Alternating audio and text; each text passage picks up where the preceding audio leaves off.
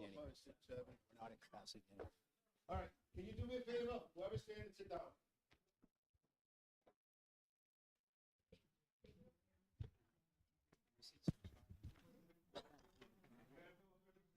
Make the number, I just, he's gonna count them.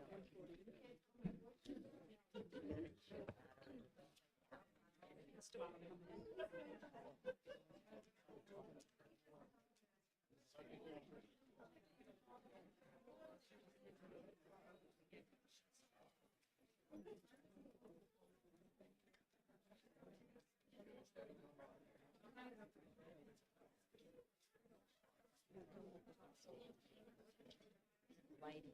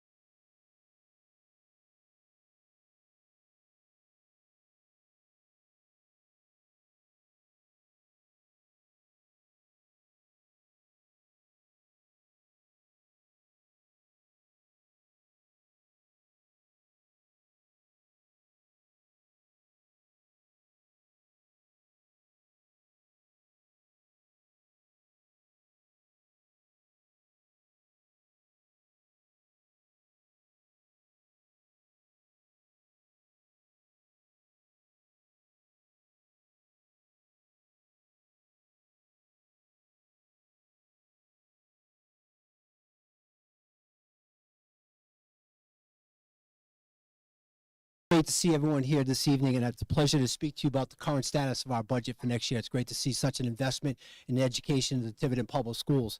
We have a lot of information to share with you. I know you have a couple documents that we're going to address tonight. They look confusing to you. Trust me, we're going to go through them in details. We want to run this meeting with high professionalism and decorum. So if you have a question, there's two options: A, to come up to the mic and introduce yourself, or B, one of the administrators will bring you back a mic and you offer it that way. We do have the meeting being live streamed, so that's the necessity of using the mic. But certainly, we're dedicated to answering every question we have here this evening. We're going to break the presentation down into segments, and after each segment, we're going to stop and then certainly elicit some questions or anything that might be in your mind as well. You'll see they're very distinct segments. So with that being said, I want to start off on a very positive note, because this district, and it's been my contention for the last 4 or 5 years, that when this district is appropriately staffed and funded, we produce amazing results. Simple as that. So let me share that with you.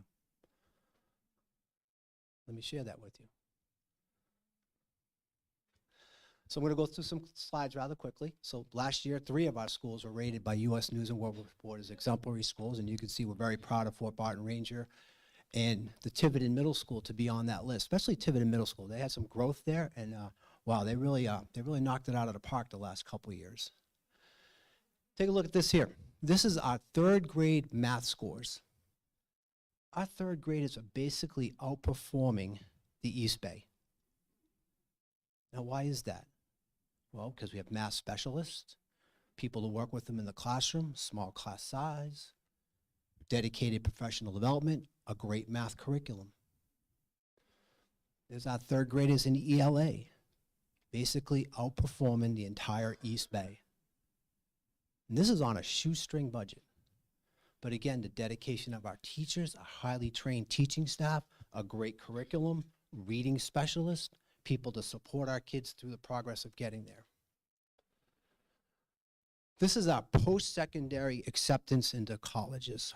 I apologize, it's a little blurry. I got this from Brown University. And the last dot up there, the 74%, is last school year. This year's school year data hasn't been published yet. And I think it's important to note that, we dipped, every district in Rhode Island dipped, where you see that dip at 69, that was the pandemic year. But no high school in Rhode Island achieved the 74%. That was the highest. Pretty impressive for Tiverton High School. Tiverton High School's been on the AP Honor Roll for offering AP courses and for students succeeding on AP tests, which we know is a gateway to being accepted into top flight colleges. Tiverton High School was recently accredited by NEASC with the highest score possible on accreditation. And I'm not going to read all the commendations that the school received. Again, I'm going to make this presentation available on our website tomorrow, and certainly if you want it personally, feel free to email me, or any administrator that's here will provide it. But there's a lot of great things on there. And that's the dedication of Tiverton High School and the leadership at that school. And here's what we call the holy grail of education for us. This tells us that a K-12 system allows every student, no one falls through the cracks. We get every kid to walk across that stage. When I was first hired here, I said to the school committee, that is my #1 goal. And for the last 2 years, we've achieved that. Absolutely have progressed these schools and our students forward. And again, it's important for everyone to understand that.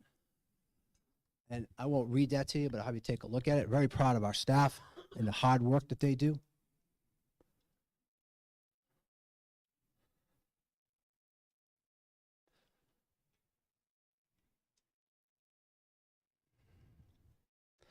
So this is the end of segment 1. And it may be a rhetorical question, but isn't this the shared aspiration we're striving for? If you're all parents of students in our system, you want this, right? And we need just appropriate staffing to achieve that. Not an exorbitant budget by any means, just the staffing we currently have. We want to continue with that. And I think that's an important step and point for everyone to understand. It's not an overstaffed system by any means. So let me pause here. Any question on our success? Any questions about this is the goal of the district? Awesome, then I'm off to a great start.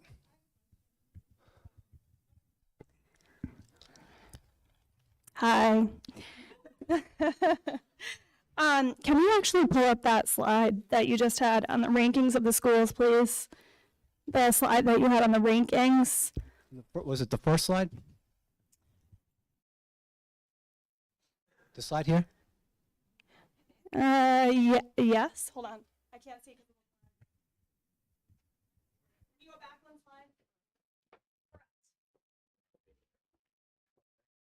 slide? Okay. So we all have cell phones here, right? We can all fact check. All of these published statistics are downright wrong. While we can all agree that all of our schools are absolutely phenomenal, thanks to our incredible staff and teachers, but this is a blatant misrepresentation of clear facts. It's alarming. Here are the correct statistics. Like I said, you can all pull up your phones. It's pretty easy to see. Ranger, number 26 of Rhode Island elementary schools. Fort Burton, number 3 of Rhode Island elementary schools. Picasset, which is not represented here, number 81 of Rhode Island elementary schools. Tiverton Middle School, number 13 of Rhode Island middle schools. My question. If I could ask you a question. Sure. Are you using this study? Oh, yes. I'd like to clarify. Yes, I'd like to clarify. I obtained all of my statistics from U.S. News and World Reports, just like you reference here. And we can all just go on our phones right now and pull it up. My question is, why do you misrepresent all of these very easily verified statistics? Why do you intentionally leave out an elementary school, Picasset? Is this an attempt at an illusion to make Fort Barton appear to be the lowest performing elementary school in order to justify or soften the blow of its closure? As a small town, we put faith in our leaders to be honest and transparent and operate in the best interest of our community. If something this simple has been misrepresented, what else is being hidden from our community? If you ask me, where there's smoke, there's fire.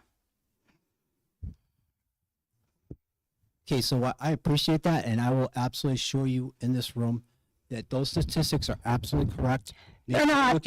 Maybe you're looking at a different year than I am. Trust me, I spent the last week after the meeting researching all of And this. so you've looked back over the last 2 or 3 years, and you tell me, Absolutely. yeah. I'm gonna just, but anyways, so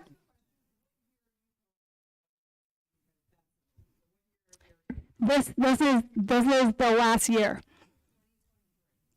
This is based upon 2024 statistics on U.S. News and World Reports. right, and so this is then we're lagging a year behind you because I haven't seen. Well, I don't know if there would be that big of a discrepancy. Number 3, Fort Barton, going from a number 35 to a number 3, but okay. So you're making my point, and I appreciate that greatly. So you're giving us higher ratings. The only reason I didn't have to one of your questions but cast it on here is because I'm recognizing the schools that received an award. Simple as that. But I'm not trying to be deceptive here. Your statistics are better than my statistics. And my point is, again, that when the system is appropriately staffed and budgeted, we produce outstanding results. So thank you. Thank you for giving us new stats that are. Yeah, I don't feel like that's what it's about, though. I feel like this is about an illusion to make Fort Barton appear to be an underperforming elementary school, justifying its closure. That's what this is I about. tell you what, let me finish my presentation. If you still feel that way at the end, let's discuss it. All right, I do have one more question, totally off topic with this.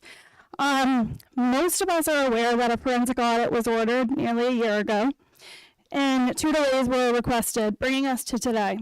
We now have no reliable financial data to assess regarding the future of our schools and children. Why would it be important to conduct a forensic audit? These very costly forensic audits are typically conducted in response to specific allegations of wrongdoing and identifying missing funds.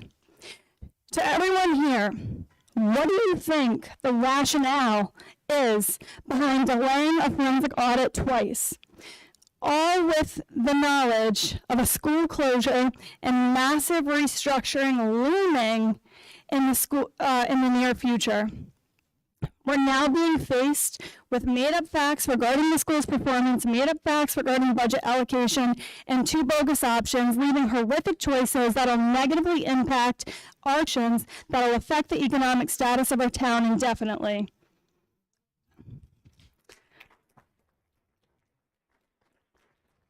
So, I'd like to clarify one thing. Based on the facts that are going to be represented here tonight, I firmly believe, along with many others, that we are being fed an outrageously false narrative. At this time, we are not focused on obtaining more money from the town budget. We are asking for honesty in a completed forensic audit, giving us all full transparency into the school department spending. It would be absolutely foolish to make any decisions based upon misrepresented facts and numbers. To parents and residents, if this school department were a business, what would be the ramifications for this level of deliberate deception? I stand before you tonight sharing the sentiment of countless residents, teachers, staff members, who all feel would be persecuted and targeted for sharing their opinions. Dr. Santioni, the closing statement of all of your emails reads, "With our students in mind." Unfortunately, our discoveries over the past week prove everything but that. Okay, a lot there. So I'd say to you that if our statistics are off here, these statistics are absolutely accurate. They may be a year lag, no problem at all. Excuse me, sorry for interruption. Fire Marshal, right now your capacity is at 148, not including your administrative staff, and you have 4 people waiting outside to get in. So Before you guys go. the room sits 147. That's on my pay grade. I don't make that decision. I just gotta worry about that.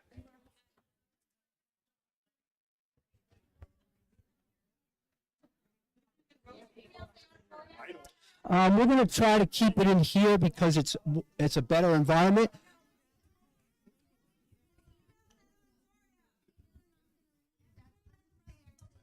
No, we're not asking anyone to leave. Nope, our administrators are stepping out. We'll be Well, able to. just so you know, that count did not count the administration. It was the civilians here, all the public here, and that doesn't include the people that are out here. I said it did not include your administrative staff that sat up here. That's got nothing to do with me.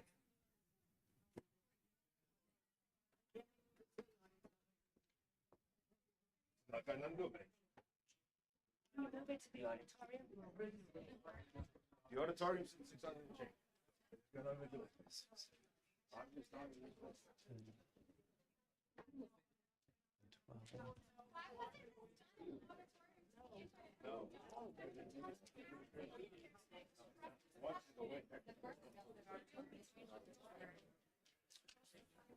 Danny, I don't understand your count. These people are fine. There's enough. But your count is off.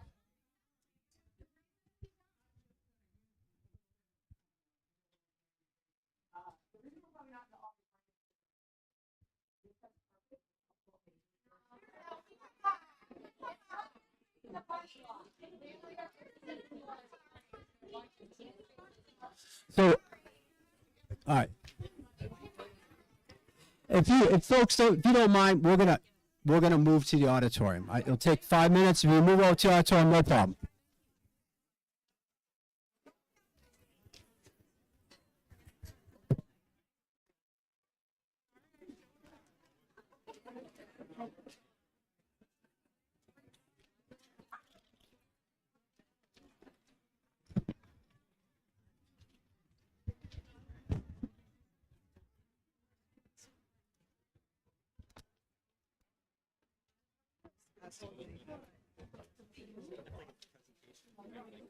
That's all.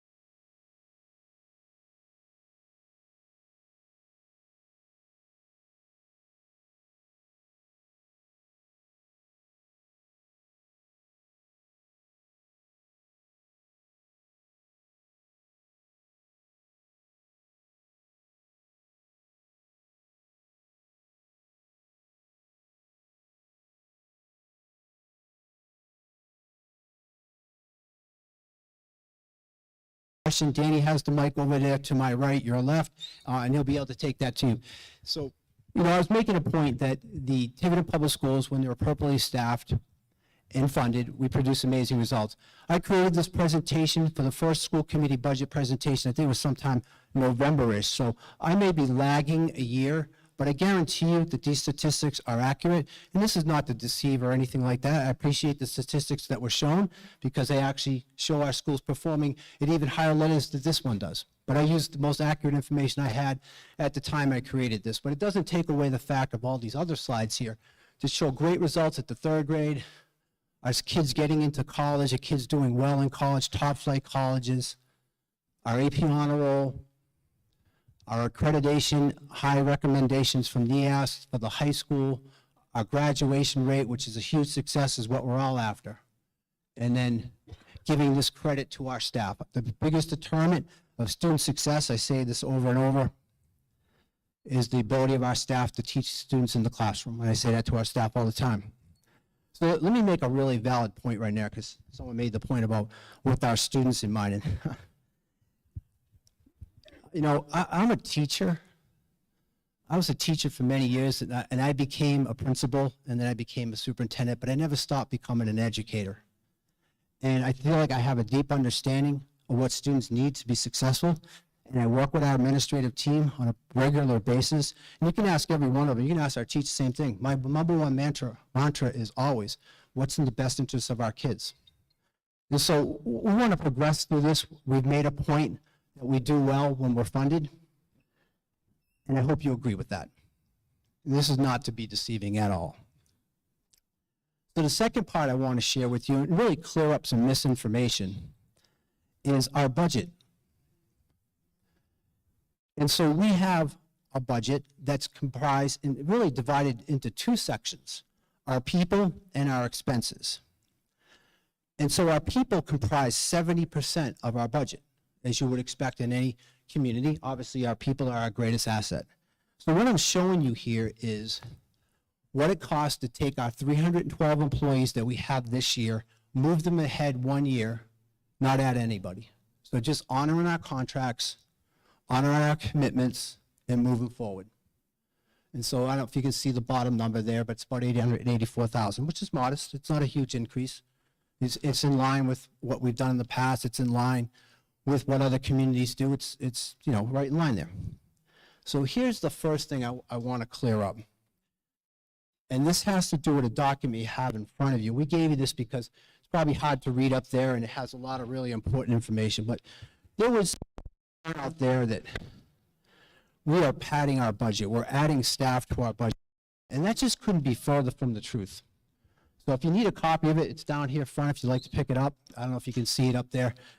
Let me talk you through it, and hopefully this will make a lot of sense to people here and really dispel that notion that there's extra positions in our budget.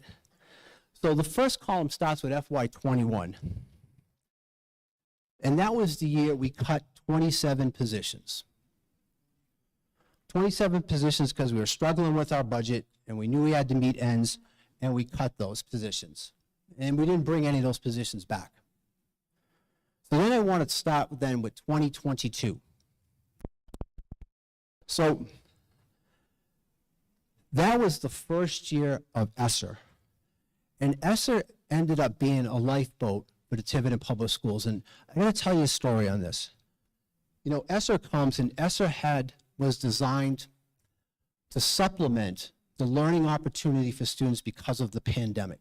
So when I talk to my colleagues in Bristol Warren, in Portsmouth, in Middletown, I'm like, hey, what are you doing with your ESSER funds?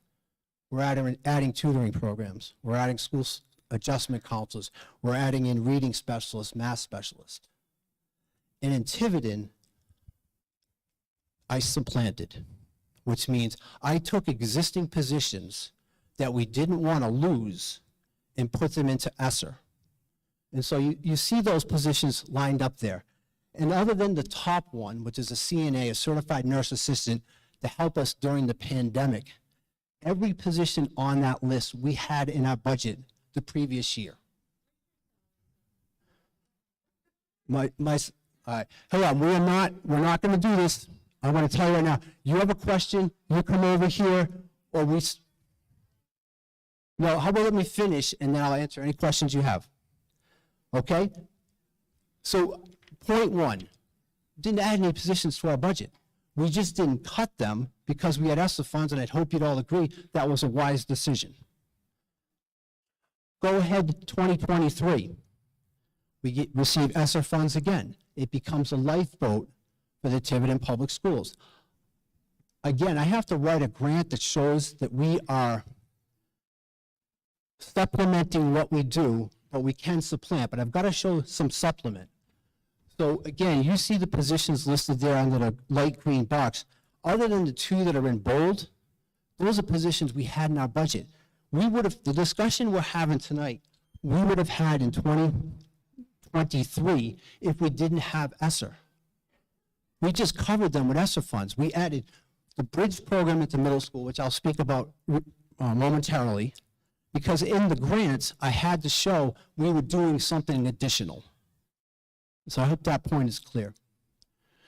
We go into the school year we're in now, and we added back the positions that were in ESSER because they were always in our budget. We cut 5.5 positions. And we made those cuts because the bridge program proved to be so successful, and I'll show that to you momentarily, that we couldn't live without it. So we didn't increase our FTEs.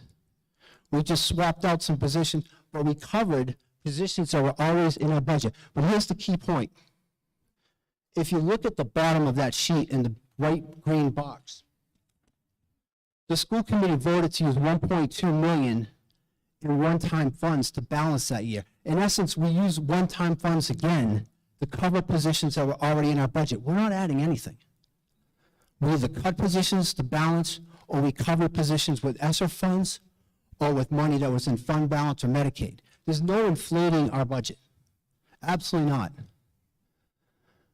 And then we're up to where we are this year. So I hope that clears that misnomer that there's been positions added to our budget. Our positions were eliminated.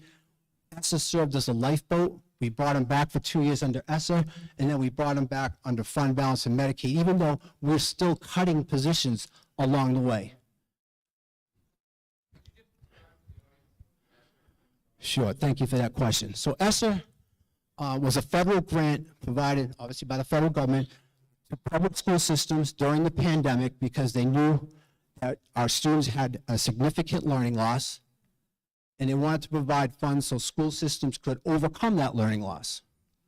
And again, it's an important point to know that in Tiverton, we didn't do a lot of things extra. We were just, again, supplementing, we're supplanting, not supplementing, like I said, our colleagues in our neighboring communities did. But we maintained critically needed positions. It was a wise decision. I hope you'd all agree with that.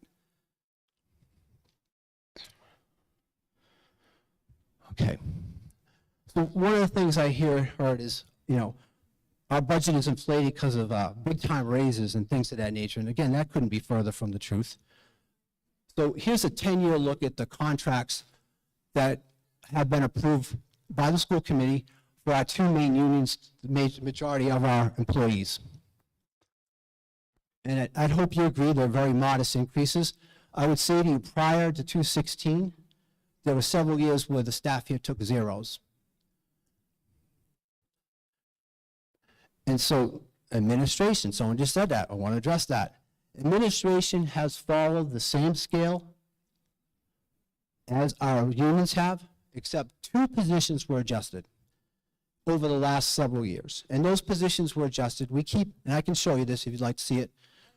We rank, hold on, full disclosure, every information you want, we're happy to provide. We rank every administrative position compared to every East Bay community. So there's 6 East Bay communities, and we put our positions up against that to see if we're in the same ballpark. And 2 of the positions were at the bottom of that list. And so slight adjustments, certainly nothing that's going to cause this budget deficit. 2 positions that were adjusted a little bit above what's up there, but nothing. I mean, the total of those adjustments, less than $10,000, if not less than that. So I want to be clear on that. There's misnomer out there that there's these big raises, and it's just not factually true. Sir? Administrators? They're both administrators. No, they're administrators. But, you know, we have about 10 or 11 administrators total. Only 2 were adjusted.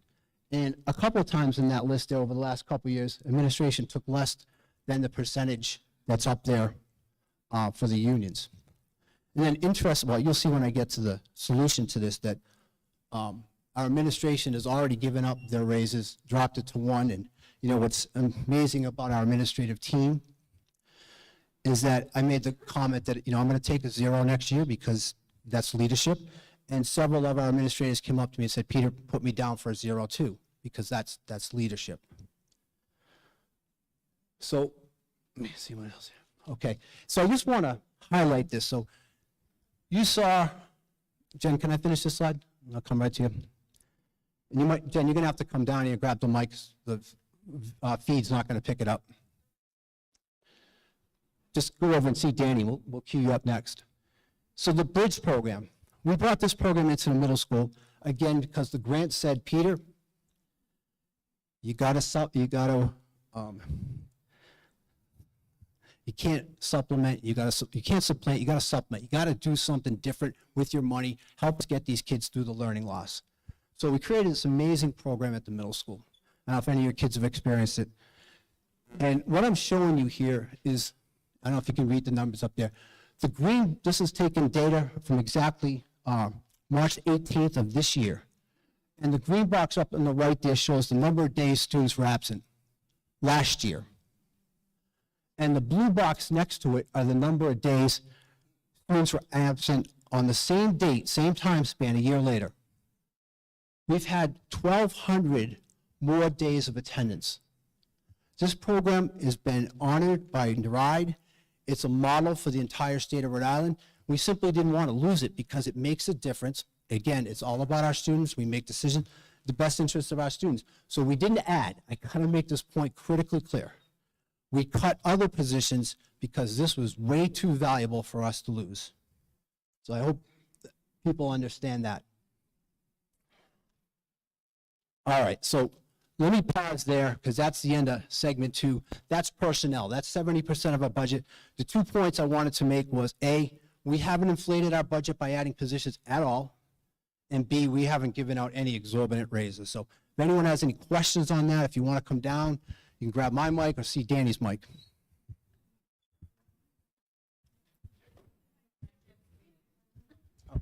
Thank you.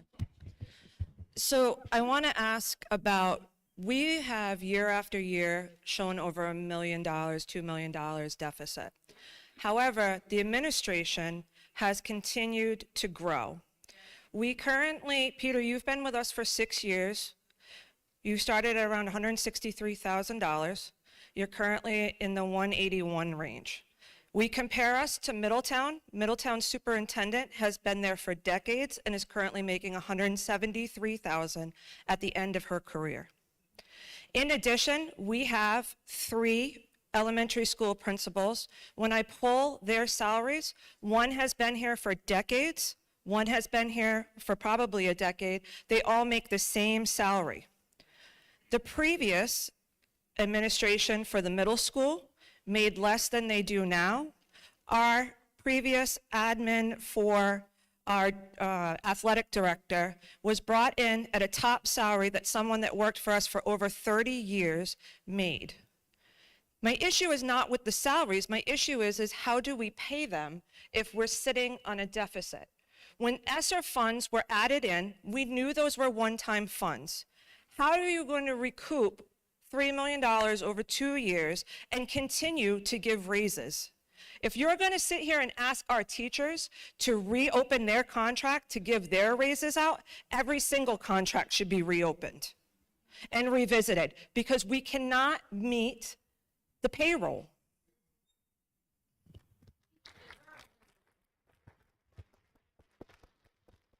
Great point, Jen. And so I'll just reiterate that for next year, we have signed contracts with both of our unions for a 2.5% increase.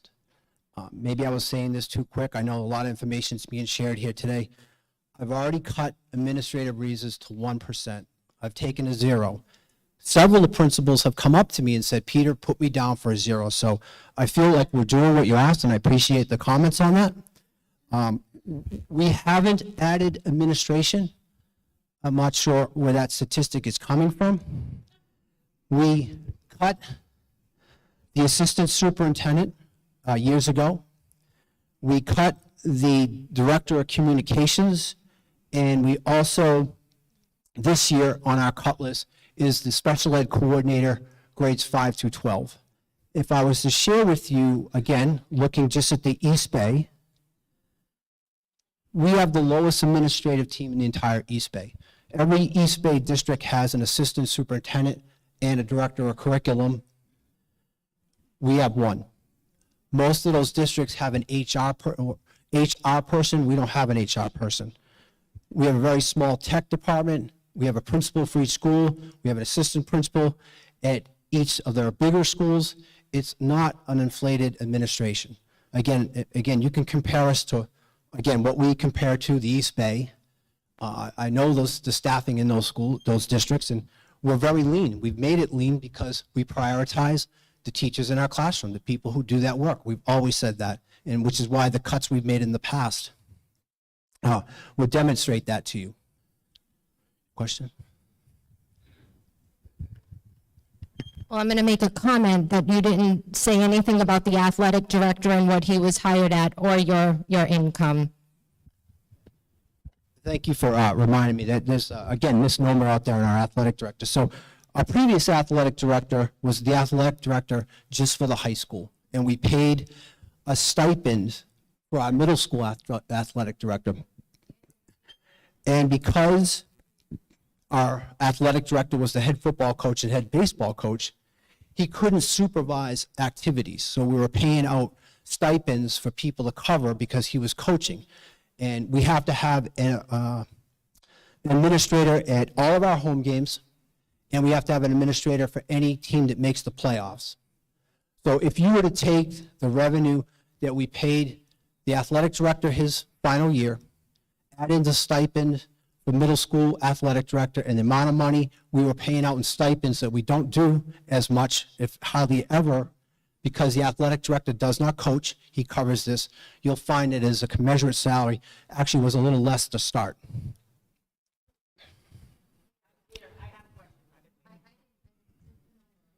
Okay, go ahead.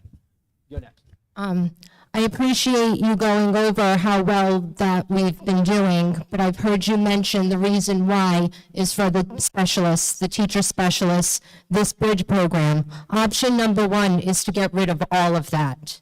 You also have bonds on Fort Barton that reports that I have seen in 60 years, 6 schools were able to file bankruptcy. So you're going over all this, but it's... So that's coming. Hang on for that, because I am going to address both those points in this presentation. Can you go back a couple of slides to where your ESSER funds were? So with your ESSER funds, you know it's a grant. You're not guaranteed it yearly, correct? I know this isn't your first stint as a superintendent, so you know when you get grants, you can base what you need, what your department needs, what each school needs based on grants, because you're not guaranteed it. So I don't understand where other schools have done interventionists, so they've added extra support for students. You've taken positions that children need. Obviously, you're saying this bridge program is successful. A guidance counselor is very successful. Every student needs a guidance counselor, especially with all the issues with COVID and everything else. But yet you put them into an ESSER fund and not into your budget. But yet your salary is at $181,000, but yet you're willing to cut a guidance counselor, and I've heard you say this, that you said you'd cut guidance counselors, and if you can't cut a school that we need when you have children who have social and emotional issues, so many social and emotional issues in the elementary level because of COVID and not being able to be with peers. I work in education, I see it now, I see it constantly, and that is the key for children to be successful. You keep saying our children are successful because when we're staffed, since you've been aboard, we've cut over 30 positions since you've been here. I've had 4 children graduate from Tiverton. I have a grandson who's in Tiverton. And I'm going to tell you, since you've been here, I have not been happy with the education, not because of the teachers, but because of the support that they've been given, what anyone else has been given. But yet you sit up here and you show us what you have, and you're taking away the most essential part of any student's learning. But you continue to get your salary, you're getting an athletic director's salary, and then you said you're going to cut a special ed director when you've just pulled out of a region. And again, one of our most needed students, they need that. They need that support, and you're pulling away from that. So, great point. Agree with everything you just said. So I got to make this point again. ESSER was a lifeboat for the Tiverton Public Schools. You have to understand that that year, FY22 and FY23, our budget was going to require us to cut. We did not have enough revenue to support our positions. Now, I'd hope you'd all agree that it was a wise decision to keep our people in place that we had, not to add extra things like our other districts were doing. We didn't want to do that. I kept saying to the school committee, look, I'd love to do a full-scale tutoring program, or I'd love to do these type of things, but however, we're going to keep these places in place. So we knew the well was going to run dry. We said that repeatedly. And let me just finish the presentation. I'm going to address a slide that shows you longitudinally how the Tiverton Public Schools were supported financially. So we're going to get there momentarily. So if I could move on. Is it personnel? Continue? Okay, thank you. Go ahead.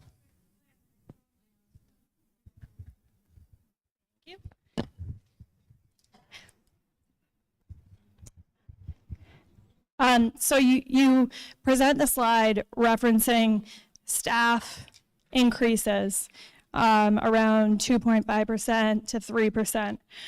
I want to clarify, we are spinning our wheels. Our issue is not regarding staff increases, teacher increases. We think they deserve the world.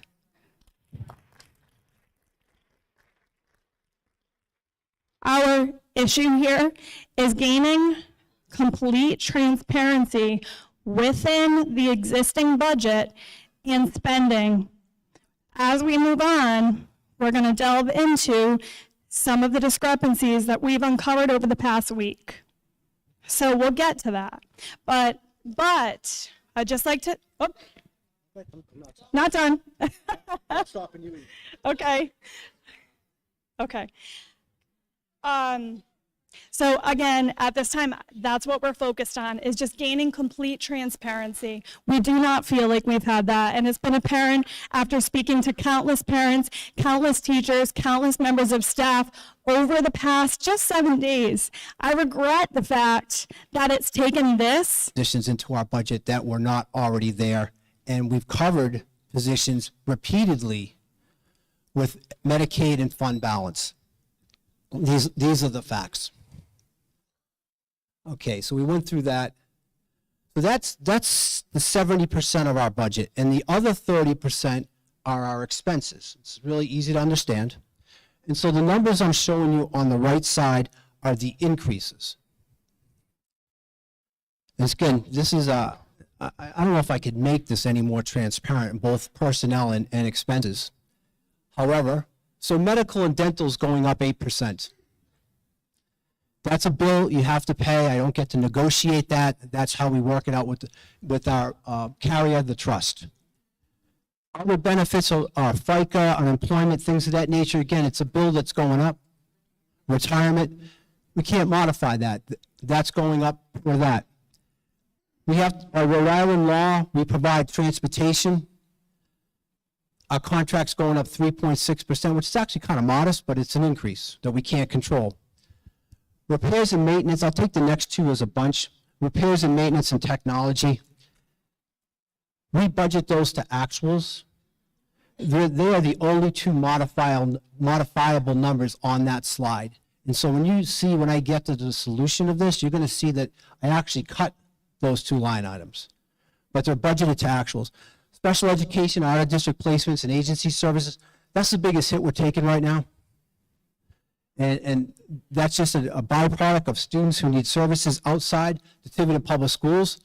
Those are tuitions that we can't control. If the private school says, hey, we're going up 15%, and we have a student there, and the student's required to be there under an IEP, we pay that. It's just nothing we can change on that.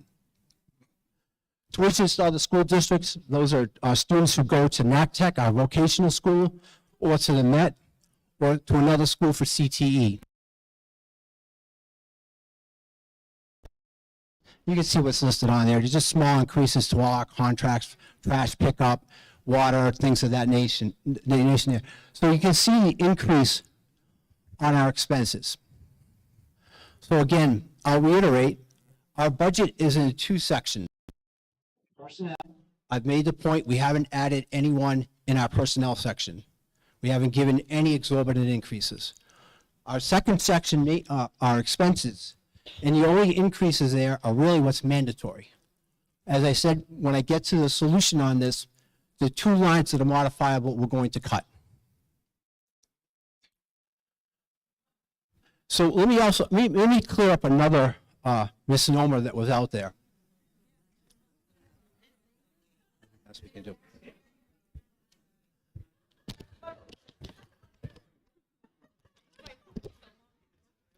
So there was a concern brought to my attention. We're going to have the decorum here at all times.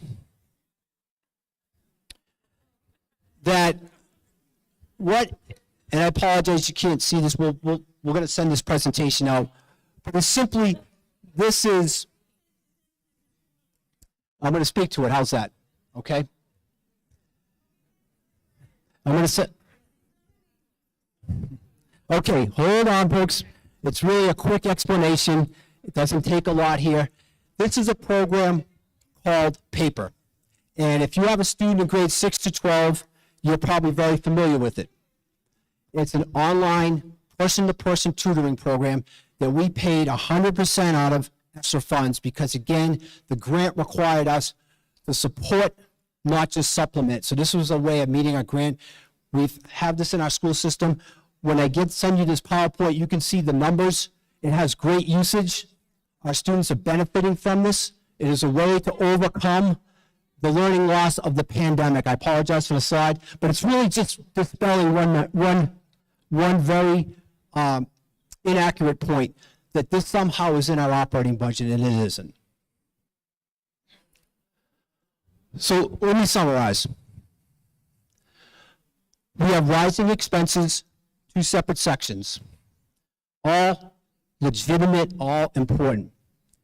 We have a structural deficit. What does that mean? Well, when we created the budget we're in now, fiscal year 24, last year the school department, school committee voted to use I'll round it off, 1.3 million in one-time funds because we didn't want to cut any more positions.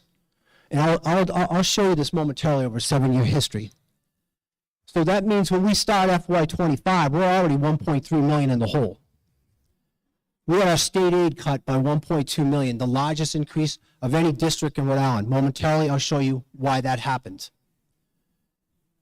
We can only ask for a 4% increase, which is about $1 million. So you take our needs, our cuts, and things like that, and you can see that it just leads to a significant deficit.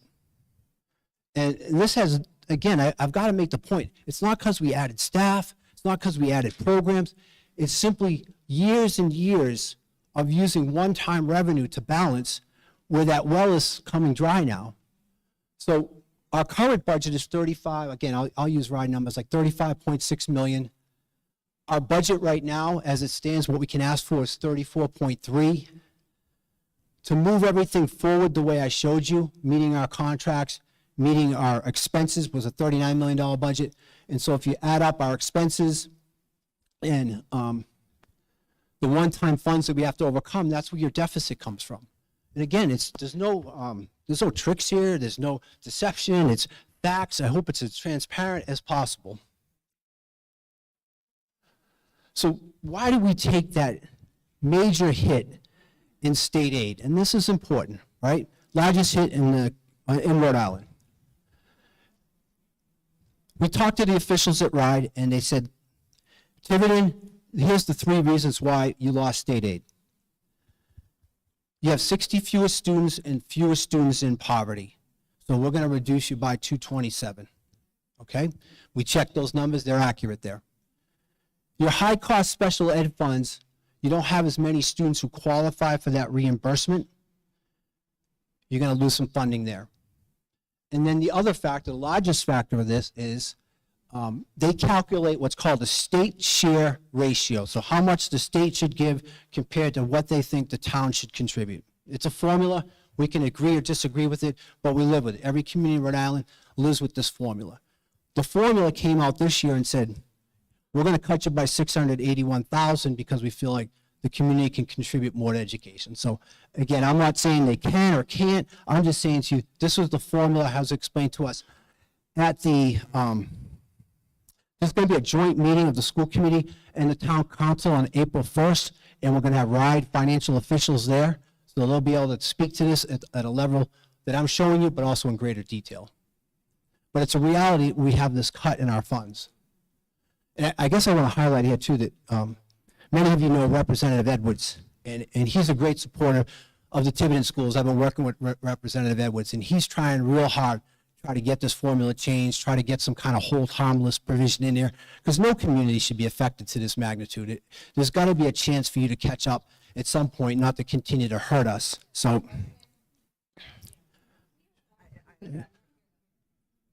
okay. All right, well.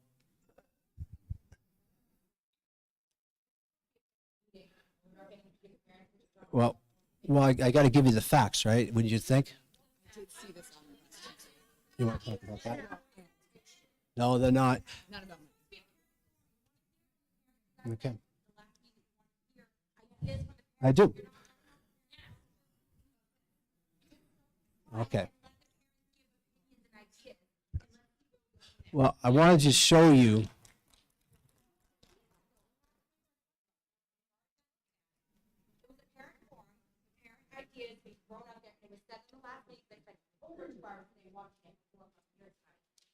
You're not letting the parent know the ideas out.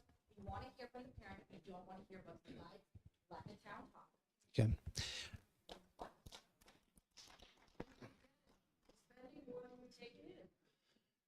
That's just not true. So, all right, I'm gonna do what you asked. No, I'm not. I'm an educator. So let me just finish with this slide. This slide right here. Right. However, if you have to understand what's on the slide, so, give me the opportunity to speak to this. Okay. That's not true. Yeah. Thank you. So I'll go through this quickly. It's an important slide. There's not one number tonight that's not accurate. I'm going to continue to make that point. So let's just talk about this real quick, because people, look, you know we have a deficit. We've got to close that deficit. We can talk about how we do that. I'm trying to give you some solutions to a big problem. All right, so let's go through this real quick. These are our budget for the last 7 years. It's important for people to understand this. The green box is the amount of money, the percent that the town increased our budget. So let me just read that to you. Negative 0.5 in FY18. I'll go right down the list. 0.4, 5.1, that was a petitioner's budget. 0 in 21, 3.9, 3.7, 3.0. So now I want to call your attention to the number in the yellow box. So we received this budget, and if you go 2 lines below the green one, that's the overall increase of our budget. So if I go down the list, in FY18, the budget went up 0.5%. The next year, 1.1, then 5.5, 0.7, 1.2, 3.9, 1.5. I want to just point this out. This is where the problem comes from. So if you just go up to FY19 and look at the yellow box, the school committee at that time had a healthy fund balance and put in $2.5 million so we didn't lay off hundreds of teachers. That is where the deficit started. You have to keep making up every year after that 2.5 million in one-time funds that was used to keep people in the classroom. There's no myth to this, there's no magic, there's no deception. These are real numbers, and you can see right on down. So the ESSER funds I talked about are in FY 22 and 23, and then last year the funds that they used for Medicaid again are in there. And then on the far right, the cuts we made along the way, 27, 4.5, 5.5, which we never want to do. But we work within the budget we're given. And we'll do the best we can. I'll go back to the first few slides I showed you. That we have great success, you're being rude, great success when we're adequately funded. That's my point. I'll go, sorry. So I have a couple of questions, but I want to provide some sorry. Okay. I just want to provide some context because sorry. I think we all kind of see the world as we are, not as it is. So I wanted to provide this context. I left the South Coast about 32 years ago. I came back 2 years ago specifically so my child could go to Fort Barton. She has an IEP. I volunteer once a week or maybe more at Fort Barton School. I'm helping the fourth graders with their morning announcements. So some of your kids probably know me. The questions that I have is, well, if anybody Googles, how can you save money as a district? In the top 10 things that comes up, one is reducing your overhead and saving energy.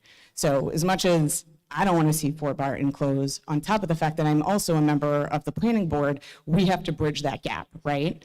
So the questions I have is, Fort Barton is a highly ranked, it's our only blue ribbon school. It's the reason a lot of us are here. It's a lot of people are going to move here.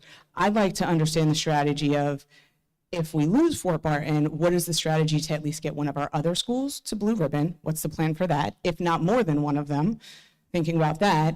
And then I think as a whole, as a larger community, also thinking about the town council, this can't happen every year. We can't be in here every year, whether Fort Barton closes or not, having this discussion. We have a lot of major land development where the schools are going to fill up and we're going to need more. So not only will Fort Barton get filled, but the reality is, if you Google what the average cost of a student is, it's about 19 grand. If you look on town council, the major land development has us about 2,000 students. That's 40 million. So this is right in the pocket. I know Homegirl's got all the minutia. If you can find 4 million in that minutia, great. But I don't know. So that's my big question is, what's the strategy? And then what's the long-term plan of, if we do close Fort Barton, knowing that we're going to open it again, how do we bridge that plan? Hi, everybody. Can everybody hear me? Great. So my name is Ray Forrest. Born and raised in Tiverton, went to Fort Barton, right through the school system, middle school, high school. Okay. So, Pete, we appreciate the details for all of this. I am opposed to Fort Barton school closing. I'm also opposed to the significant cuts that have been presented for the specialists. I'm going to assume that the majority of the folks here in the room today are opposed to closing Fort Barton and also to cuts to the specialists? Okay. So again, we appreciate you taking us through the details so we can understand and so you can try to gain some trust, and that's a fair thing to do. But I think moving forward, what the audience and the town is going to benefit from the most is to hear about potential solutions, strategies, to your point, around how we can keep Fort Barton open and reduce the impact to the specialists. So, shame on me for not attending more town council meetings. I just want to make everybody aware, from what I understand to this point, and I would love to hear your opinion or information on this, Pete. The school committee has a cap in terms of what they can propose for an increase in budget. I think it's 4%. And Pete has showed us where we're at. So there's a gap there. So I believe the shortest path to try to get to a better outcome is that we as town constituents need to speak to our town council members. And I'd love to see a show of hands. Who here is from the town council, please? So we have a couple of folks. So I believe one of the ways to get to the outcome that everybody is looking for is that we would need to petition the town council to be able to allocate more than the 4% increase in funds that the school committee is able to propose for their budget. Is that a fair statement, Pete? So everybody is aware of the process. Right? I think one of the best ways for us to be able to keep Fort Barton open, to reduce the impact on the number of specialists that would potentially be cut, is we need to make sure that our town council members are appropriating the funds to keep these services available to us at the town. Is that a fair statement?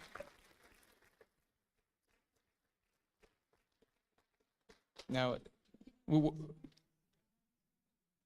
I think they've shown. I think these one-time funds are somewhat representative of the casino funds. I don't know the details, but I guess just a couple more points on this. If we want to, again, keep these resources available, we need to make sure that the town council members understand that keeping Fort Barton open, not closing, is a top priority for the town. There is massive representation here. I think it's fair to say that on average, if you go to a town council meeting, maybe 5 or 10 folks show up. Looks like we have north of 175 here. So it's going to be important for us to make sure that we are attending the town council meetings to make sure that they understand that we want to prioritize town council allocated funds to keep these services open and available. So Pete, is there anything that you could, I think the folks want a dialogue here. Peter. So is that a, so. Good points, thank you. Thank you.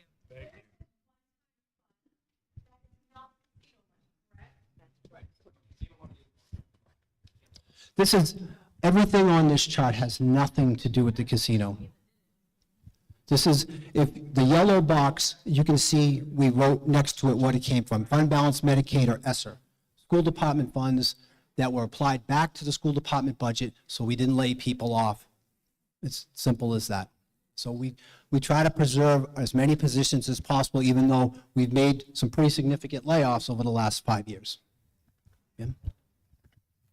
Hi, this goes back to your data slides. So you showed those fabulous data slides, and I want to commend the teachers and the staff at the schools for their work with our kids. I think that our kids have had success because they follow a K-4 model, so they have that consistency in the classroom. So have you looked into what happens when you break up schools and you take them and you make them pre-K to 1 or 2 to 3?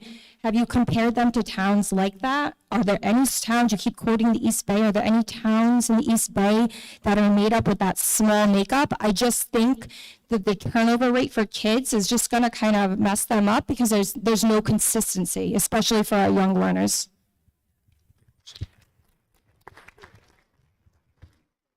So let me make a point here. It is not my goal to close Fort Barton or any school. We have a problem, and I've given the school committee 2 solutions to that problem. Unless we receive more revenue, we're going to have to make one of those choices. And as you heard me say earlier, I'm an educator. I'm not a politician. I look at this through one lens, what's in the best interest of our students. And when I see that I can have 2 schools with a reading specialist, a math specialist, and a school adjustment counselor and a social worker, I'm thinking, well, we're not going to lose services. Or we can cut all those services and keep all our schools open. It's not going to be, it's not my choice. I just present the options, and my lens, my North Star, is what's best for our students. No, not true. Not true. Hi, thank you so much. I'm Corey Marchand. I spoke last week and I wasn't very prepared. I feel like I'm better prepared today. Nice to see you all. So First, I want to say that I got some support from a colleague who has extensive experience overseeing school finance. So I greatly appreciate her support as I looked through the budget. I did get a copy of it, and I went through line by line. I've spent way too much time in the last few days looking at numbers. I conducted an extensive review of the budget, and I discovered a number of discrepancies that I do want to bring to your attention, and also some possible solutions. So I hope that what I have to say tonight could be useful. First and foremost, I'd like to share the following claims. I do believe that a more thorough analysis could have been conducted of the FY24 if the FY24 actuals and forecasted columns were included in the budget proposal. They were not. Option 1 and 2, presented at the March 12, 2024 school committee meeting, will not result in a $3 million savings. Neither option is necessary at that time. They could be in the future, but not right now in this moment. These solutions will actually cause more issues for the Tiverton schools. The budget is not level. In the documents, it is noted that the budget is level. That is not the case. It actually represents huge increases, which will be described in just a moment. The budget also should have been heavily revised after receiving notice on January 18th, 2024, that the state aid would be significantly reduced. Instead, a proposed budget of $39 million, which is a 9.88% increase over FY24, was proposed to the school committee, knowing that the funding was not there. Some of the discrepancies observed. So in options 1 and 2, those salaries are not an accurate reflections of the staff that would actually be cut. It is not a $3 million savings. Option 1 also references positions that I could not find anywhere in the detailed budget report. And I went through line by line. So for example, the special education coordinator and the high school bridge educators were not there. Additionally, department heads were listed in the presentation at getting a salary of $285,000 with $190,000 in benefits, which sounds like a substantial savings, but they're actually stipend positioned at just over $24,000. So that's not going to save us a significant amount of money. Option 2 is also inaccurate because you cannot completely eliminate the utilities at Fort Barton School. The heating, technology, and electricity would still need to be maintained in order to monitor the school and prevent vandalism and damage. The budget document also references the special education caseload increasing, but overall student enrollment decreasing. The FY25 budget book claims that the cost of our out-of-district placements is expected to be 0.6% higher in fiscal year 25 versus 24. However, that's not accurate. I did the math, and that's just not true. In FY24, the total cost in the approved budget for sped tuition to private sources, sped tuition to educational service agencies was $2,261,667. A 0.6% increase would have only brought that number to $2,275,237. That's over $1 million higher. That's not an error and is if it's in fact going to be $1 million higher for our out-of-district sped students, that's a concern, and that's something that we potentially need to advocate to the state for more money. That's significant. So $1 million is essentially like 3 really high-need students who need residential programs. It seems highly unlikely that that's the case all of a sudden. Maybe it is, and if that's the case, then we do need to ask the state for more support.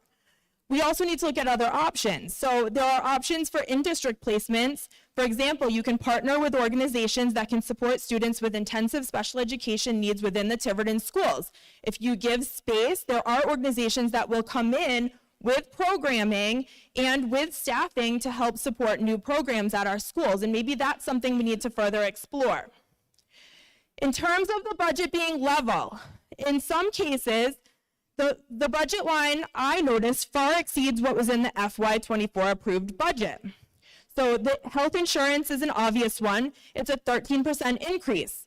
Is there documentation obtained through the health insurance company to show that change? Or are we just assuming that it's inflated, that the number is going up? Could we go out for rebid? Are there other ways to manage that cost? Other lines that are far higher in FY25 than FY24 include maintenance and repairs. Tech-related hardware goes from $7,250 to $30,250. That is not level budget. That is a huge increase. Custodial supplies goes from $42,000 to $91,000. I have a hard time understanding why we need $50,000 more dollars for custodian supplies. I go to the grocery store. I haven't noticed that Clorox has gone up that much. I don't know. Textbooks have gone from $7,700 to $23,500. Again, a huge increase. If there was a plan to purchase books, perhaps this isn't the year to do it. What I'm trying to share is that there are lines where there are huge increases which may not be necessary. It's not $4 million, but it's a start, and I truly believe that the budget needs to be revised before we have conversations about eliminating positions and closing schools.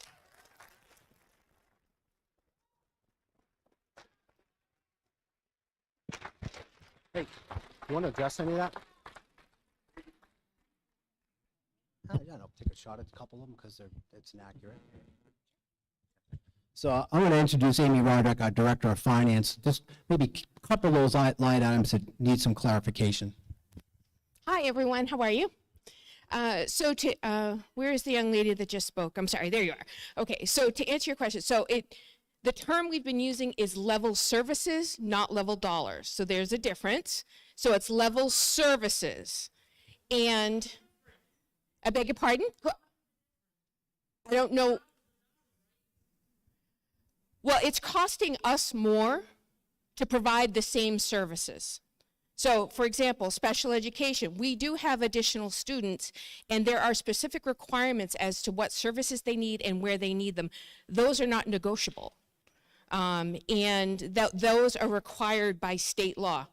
We have no choice, and we are required to provide every special education student all of the services that they need. So if we have someone who moves into Tiverton or someone who moves out of Tiverton, if they move in, we're required. Until they leave, we're required to provide services.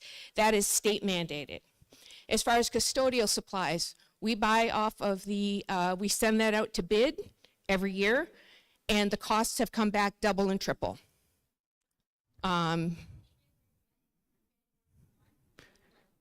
Depending on the year, some years we get 2, some years we get 5, it depends. So those are coming in, everyone is taking advantage of the quote unquote inflation. So we do go out to bid every year for custodial supplies, every single year. You need to talk to the vendors about that because those are the prices that we're getting.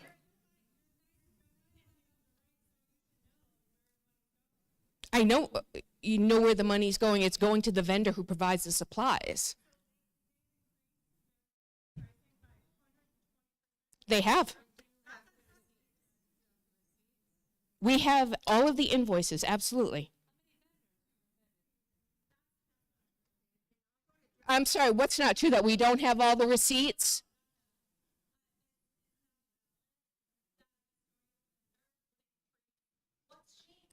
So it's the cost of doing business. Yes. Absolutely.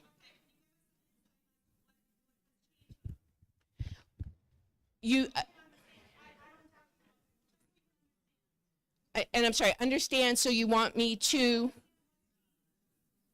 the pricing from the vendor.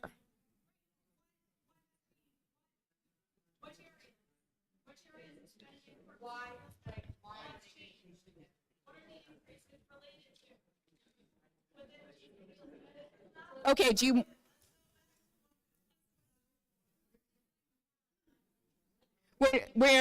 we are not consuming anymore, so it's not that.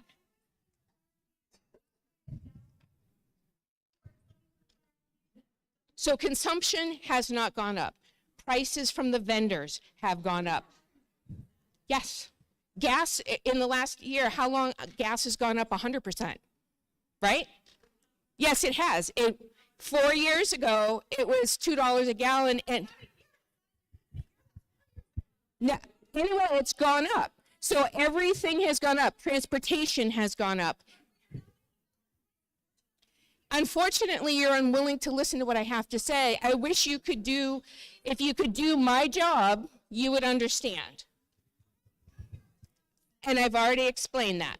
I've explained that it's from the vendor. We go out to bid every year and all of the prices are higher.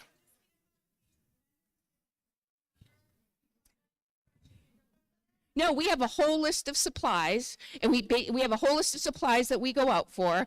They provide us with prices on those supplies. We ask for competitive bids. So it's simple. We go out to bid. We're required as a public entity to lower the bid to the lowest bidder. The bid comes in that low, we order it. If it comes in that high, we order it. But we take the greatest savings possible on our bids. Jen? Okay, so I understand why you're all angry, but I just want to help Mrs. Roderick out for one moment. I work in hotel operations, and I understand it's a different industry, but as far as supplies go, our supplies have gone through the roof. I purchased for our hotel a case of gloves, went from being $89 to $99 to being $120 and $130 for the case of the same gloves. Toilet paper has gone up. Paper towels have gone up.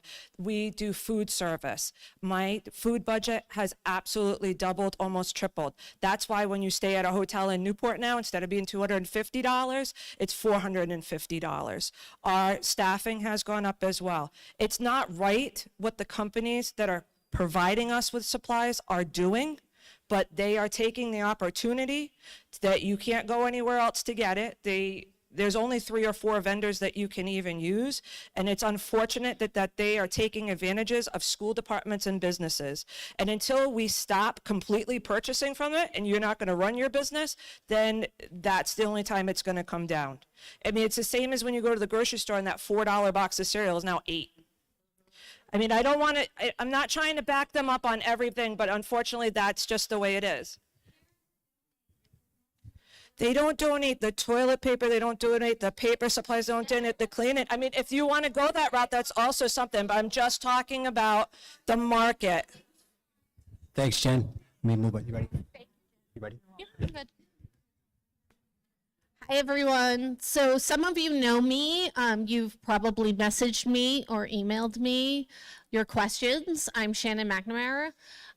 So the first thing before I get to, I've got probably 40 questions here from people in town parents, and I just want to say I appreciate you all so much for taking the time to message me, and I've done my best to try to compile everything into a nice little file here. But first, I just wanted to make a quick statement as a parent in town myself. And, I want to say that I'm here to speak directly to all the teachers and staff. I'm a Ranger mom, but, this goes out to the teachers and staff at Fort Barton, the teachers and staff at Pecasset, Ranger, the middle school, the high school. The reason we're here is because we value you guys so much.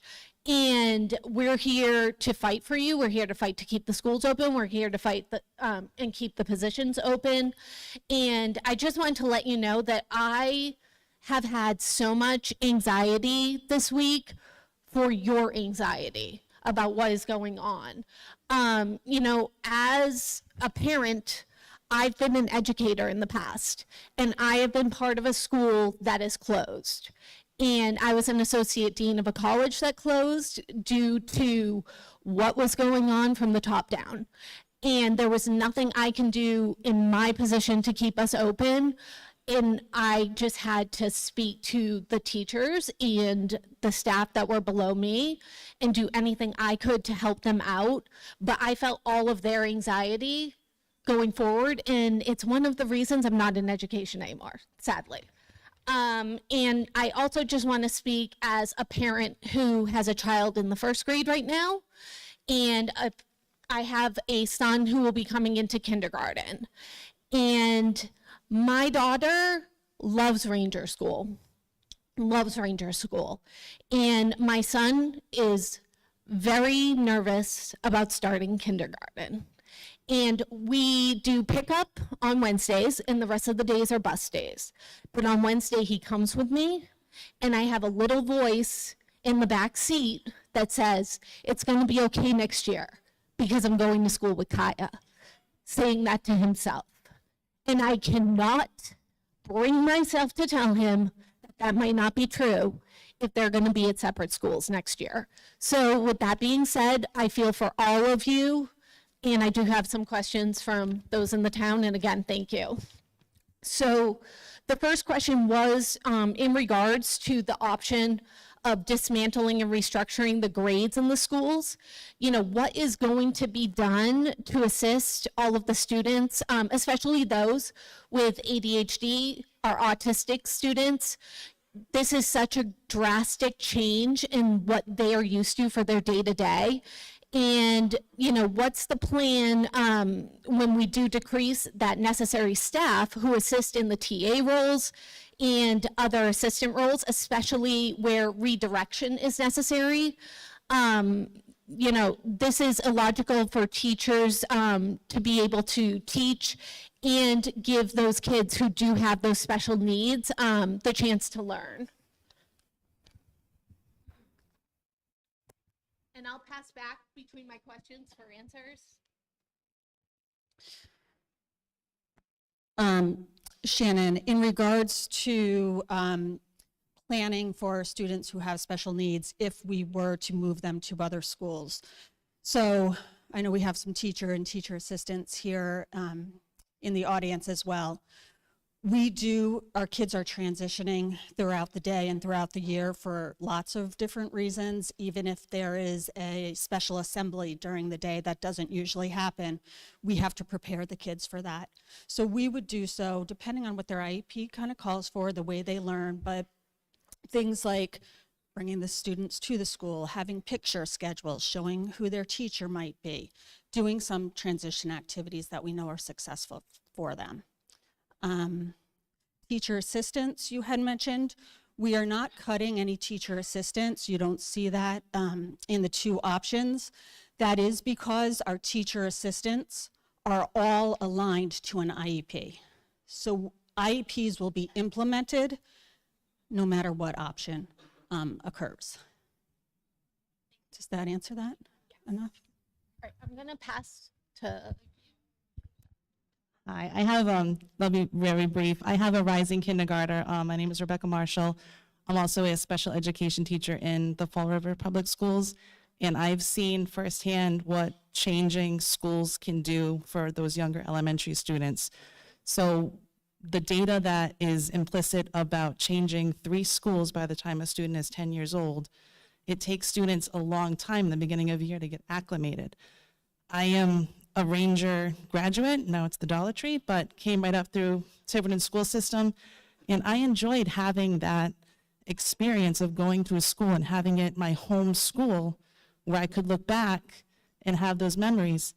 Kids, if they're going to schools for 2 years and 2 years and then transitioning to middle school at 4th grade, they're not going to get those experiences. They're also not going to be able to create those memories within the building. And I just want to know what that's going to be considered in this decision.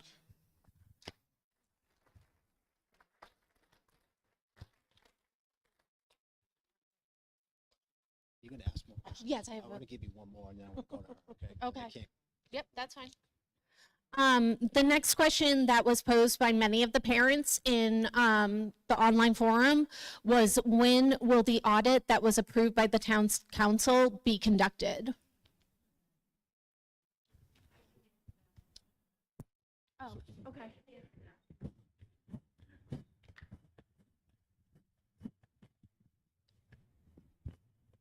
You're welcome. We didn't delay the audit. In order to do an audit for the schools, we had to get special permission from the state. The auditors are already with us, and they'll be entering the schools probably next week. But they're already looking at a lot of the facts, a lot of the treasury reports, and will be probably entering the schools by next week.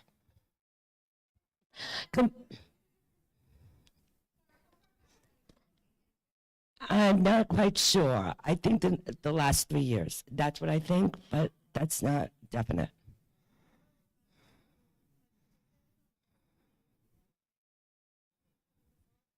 We have given them specific things we want them to look at before the budget is final. Hopefully we'll get that. The whole audit won't be completed though, probably. It won't be.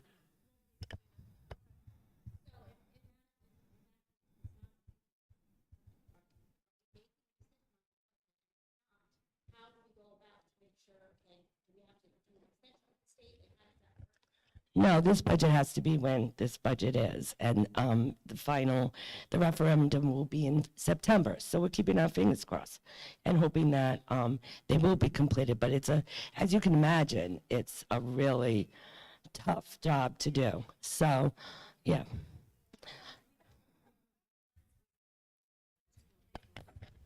It wasn't a delay. It just takes this long. It's government. It just takes this long. I do want to clarify something, though. Someone in the audience asked me to. The casino money. The school has received $2 million the year before last and $1 million this year. The schools, okay? The towns receive less, apparently. This was to done a lot of safety things that were an issue in all the schools, and also the gym. I graduated in 1977. It's still the same gym. So, the same tiles, the same shower. So we decided that was they brought to us that was a priority. Also, all the bathrooms in all the elementaries, high schools, and middle schools were awful, not ADA compliant. And I don't know if you've noticed, but they're beautiful right now, and I've had a tour of them. We've also, well, you need to talk to him about.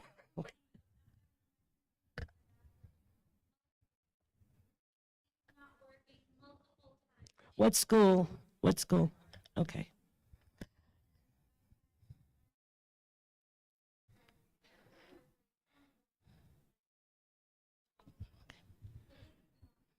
All right. Well, you have to talk to them about that. We did give money.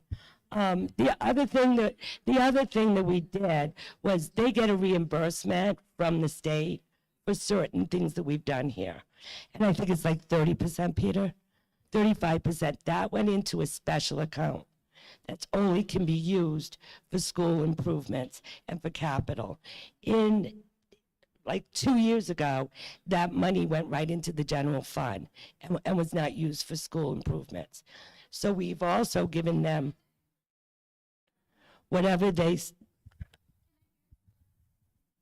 So, clarity on the bathrooms. We renovated the bathrooms at the middle school and the high school only. That's the funds we were provided. And if there's a problem at Fort Barton, I'm unaware of that. So if you let the principal know, we'll take a close look at that. We usually repair everything pretty quickly. So that's where we are with that. And we're receiving more money this year. That's great. We're not aware of that. So I'll be short. I am short, but I will be short. So as a taxpayer, I had a big question. Who has the right to close a school? So I called the town administrator, and this is what he sent to me, just so you all know. I'll take my glasses off to read it. The bond will need to be paid even if the school isn't being used. Makes sense. We still owe through 2028, approximately $3.1 million. Okay? I don't know if everyone's aware, but the state reimburses us 35% of that annual bond cost. If we close the school, that money goes away, which means our taxes will do whatever, I'm sure not go down. Okay, so there's that, and of course we're going to have to maintain the building. We can't use it for something else because it was built to be a school. The town's people decided to rehab the 3 schools. We decided we wanted the bond.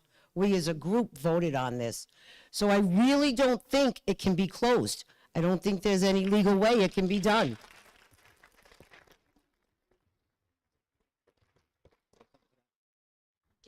thanks, Jen.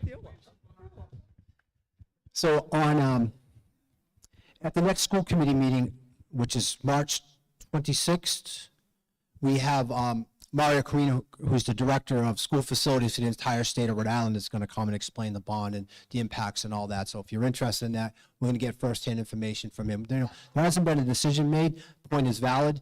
It just comes down to what you're going to lose. And that's what we're trying to figure out what's in the best interest of our students. So I have a child at the middle school. I have a daughter that's graduating this year, and I have been to a lot of school committee meetings. I was on budget committee for a period of time. And one of the things is we can all be angry, and we should be angry that they're even talking about taking things out of our classrooms, closing a school, and how that will affect us. But at some point, we're going to need to collectively come together and go, how do we figure this out? The first part is the state aid. Why is the state aid going away? The state aid's going away for two reasons. Our enrollment has gone down. We have less students. Why did they leave? Did they move? Did they go to private? Are they being someplace else? If they are, we have students in the higher grades leaving to the private system. Why? We need to reach out to those parents. There are currently almost 50 families at Bishop Stang High School from Tiverton. You can pull it right off their high school. And I'm not even going to lie, I'm a parent of a Bishop Stang student. So why did they leave? How do we get them to come back so that we can recoup some of that state aid?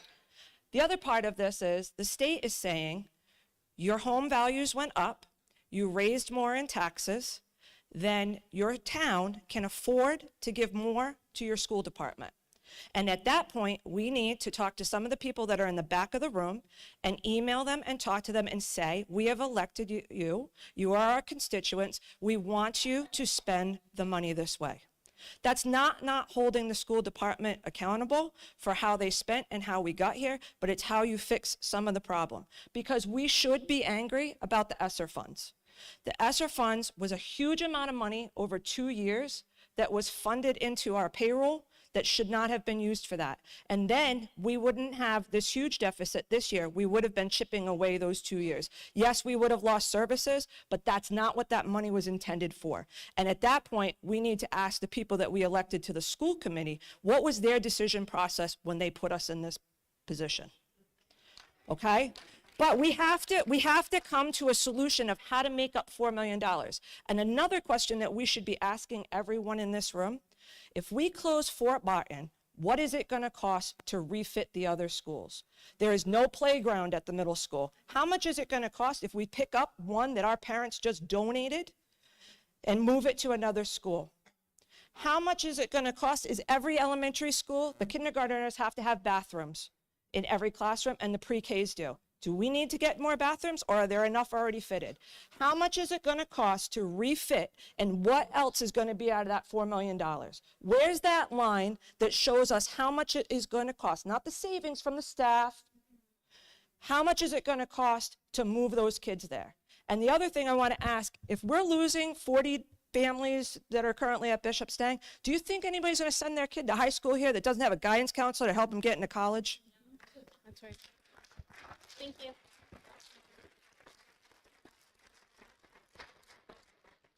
That was actually a really good segue to my next question that was posed by the town. Recess was a lot of concern, especially for those fourth graders. There isn't that equipment at the middle school, and the concern is also sending those fourth graders to the middle school, because no matter what we try to do to segregate them, it never works. Let's just be honest. I went to a K through 12, and this was, a long time ago, and I was walking down the hill with high schoolers who were smoking cigarettes, and I was 6. So not that it's not the 80s anymore, but that is a really big concern, with parents in town, is regarding recess. And then to piggyback on that, the time on the bus. Students that go to Pecasset right now, they live in that area. Students that go to Fort Barton mostly live in that area, and students that go to Ranger mostly live in that area. I know it's not 100% around the town that way, but driving from my house in a car, not making all those trips on a bus, can take about 25 minutes. And that's a lot to ask of 7 and 8-year-olds.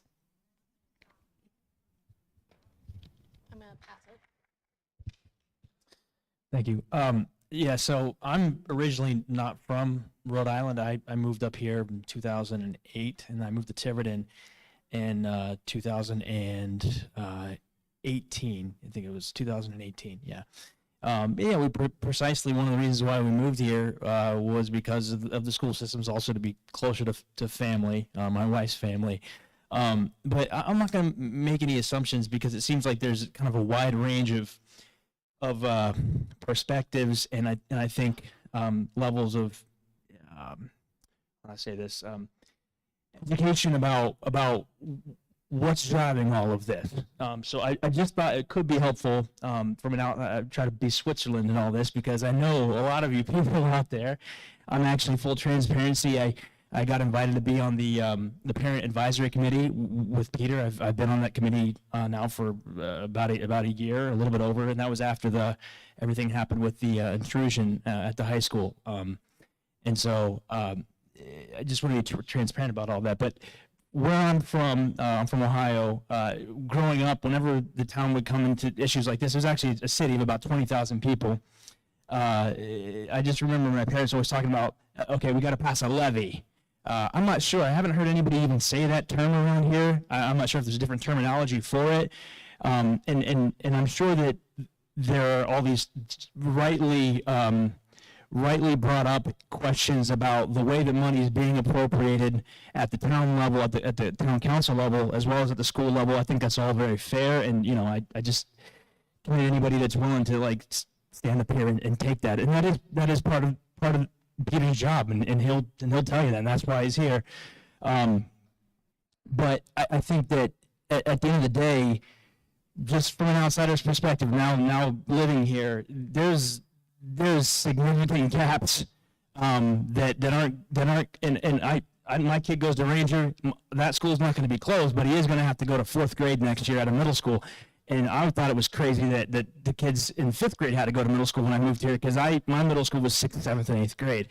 So you know, that's not ideal. None of this is ideal for anybody. But I just think that when it comes to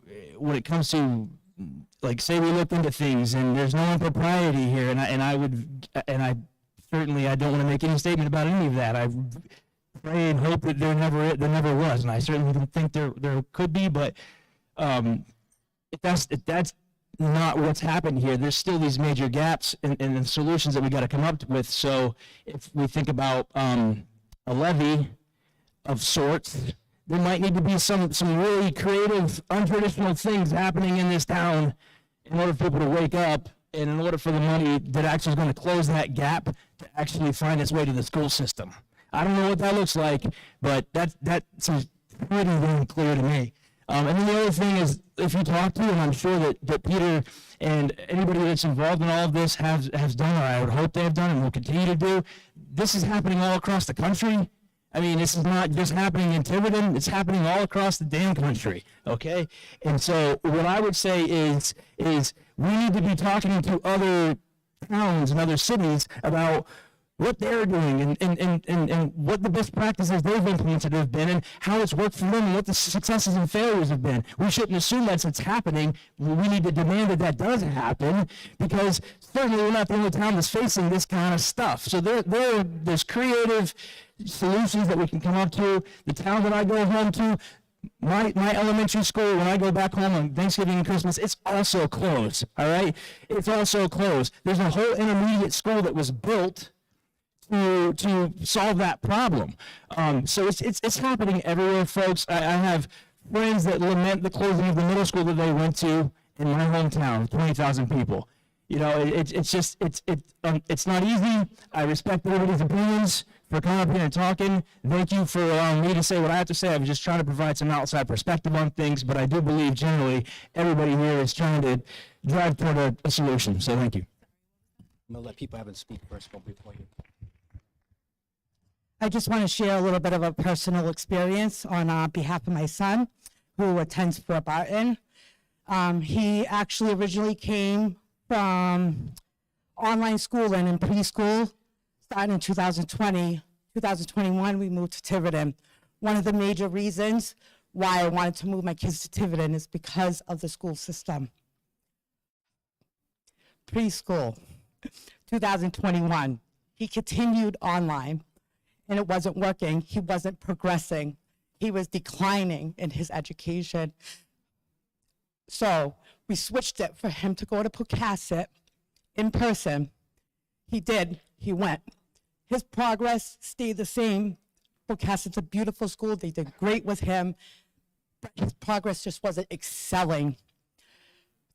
After that school year, for kindergarten, they wanted to move him to Fort Barton. I was highly upset because I knew this change may have not have been good for him because he doesn't do highly good with changes, especially with him not understanding the school process of a day. Since he's been in Fort Barton, he's excelled more than I expected him to. I'm sorry, I'm a little bit emotional because I don't know what he would be without his team of teachers there. His team of teachers is what is progressing him.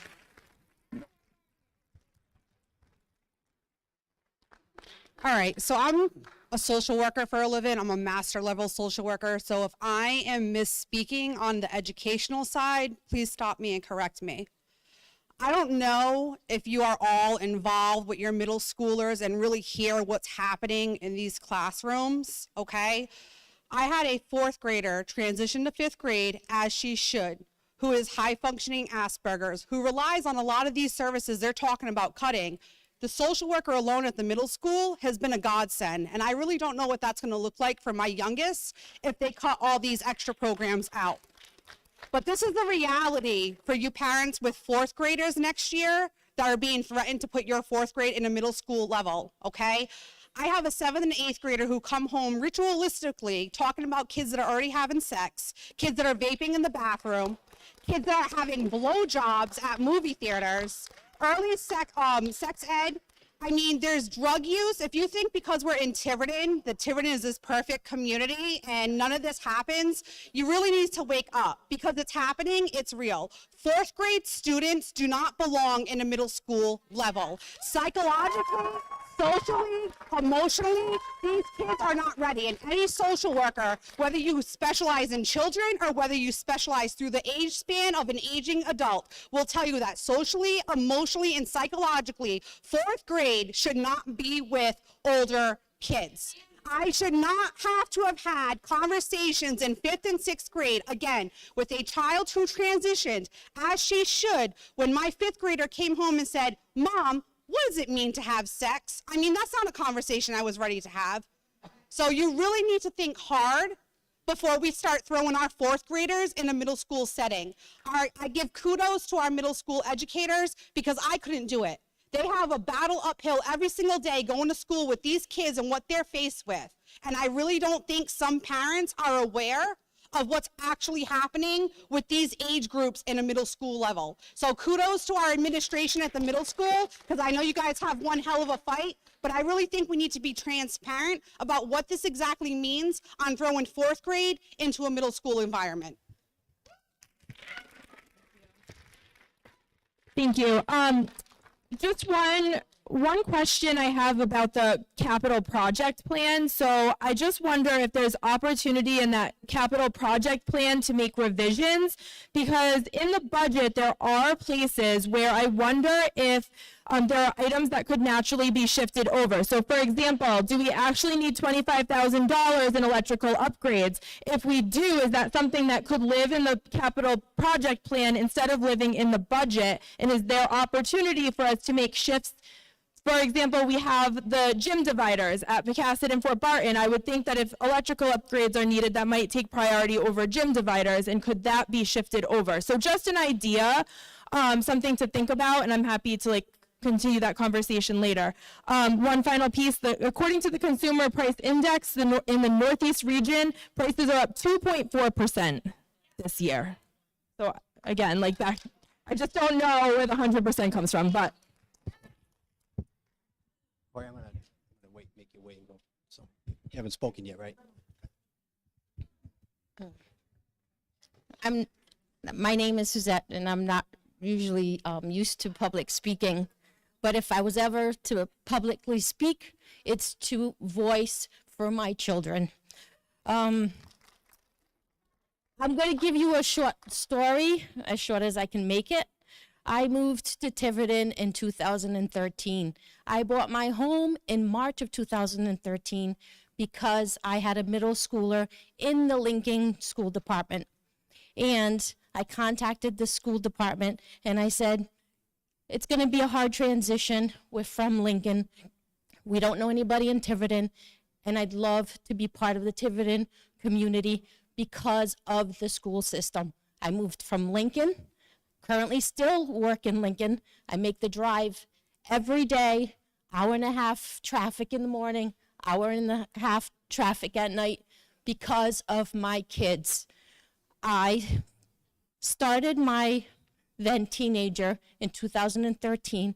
I'd asked the school department, would it be okay that my daughter shadow a high schooler for a week so that when she starts school here in September, she'll have some knowledge of the school so she's just not getting thrown in. They were very accommodating. Once we got into the high school, the secretary was the field hockey coach. And she had looked over at my daughter and says, do you play sports? She goes, yeah, soccer. She's like, you should try field hockey. Field hockey practices started in the summer, and they started early in the morning so that the kids didn't have to be out in the heat of the sun. As a mom, I sacrificed. I drove my daughter. I would get up at 4:30 in the morning to drive my daughter to field hockey practice so that she could make some friends, so that when she started in school in September, she would already have her own community. I would sleep in the car while she practiced. I would drive to Lincoln, take her home, and then stop my work day for 9 o'clock in the morning. In the afternoons, I took vacation time so that she could make the practices again the same day, hauled all the way to Tiverton. And these are the sacrifices that I made and gladly would do it every time. I now have another 9-year-old in the school system, and those are sacrifices I'm willing to make for this town, for this school system. However, we need to plead to the town council that they need to look at better solutions. My 9-year-old is not prepared for middle school. She says, shoot, and she looks at me like, oh, mommy. I'm afraid of what she's going to come home saying. She's 9 years old. She's in the talent show with 6 other little beautiful, innocent little girls who should not be exposed to middle school. I am afraid. So town council, most of the parents here moved to Tiverton because of the school department. If I have to move, I will for my child. And that's what's going to happen. Is that what you want? Do you want the contingents, or the contingent to move? Sorry, to move to Portsmouth because they also have a great school system. Is that what's going to happen? There's new developments on Mill Ave. It's got at least 50 new units. How many new kids are going to be coming into the school system? How much money is going to be diverted back into the school system? The stats that are up there are fantastic. That's why I moved to Tiverton. Did you see all those stats? What are those stats going to look like in 8 years from now when my 9-year-old graduates? They're not going to be the same because she's not going to be developmentally appropriate or exposed to proper care if any of this changes. 4th graders should not, absolutely not be in middle school. I know that it's just for my child, and that's who I'm advocating for, and I encourage everybody to advocate for their child. Thank you.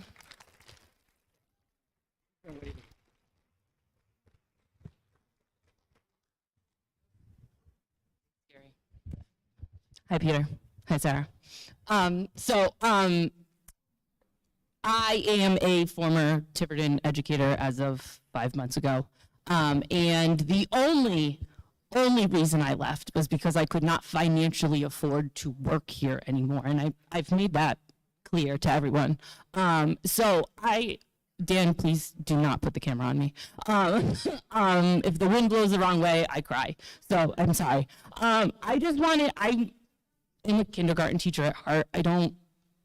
If a number has a comma in it, I don't understand. It's just, I don't. And so I am no help to offering solutions with a budget, but I just know that the teachers in this town work so hard with nothing, like nothing, okay? And so they do, it's at all three schools. I know everyone here is very passionate about Fort Barton, but I'm very passionate about Pecasset. And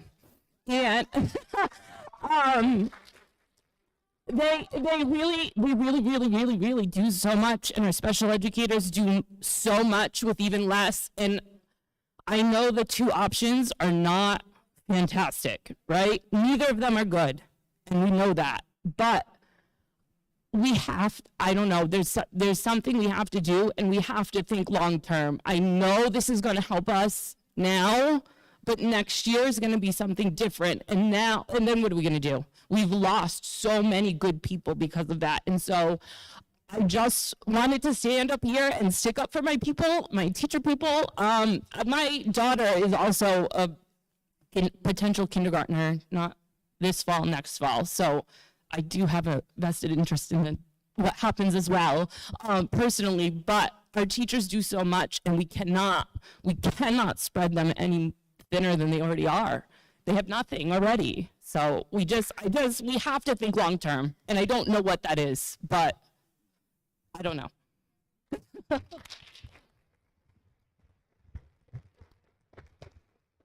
to see you. How are you doing? Good.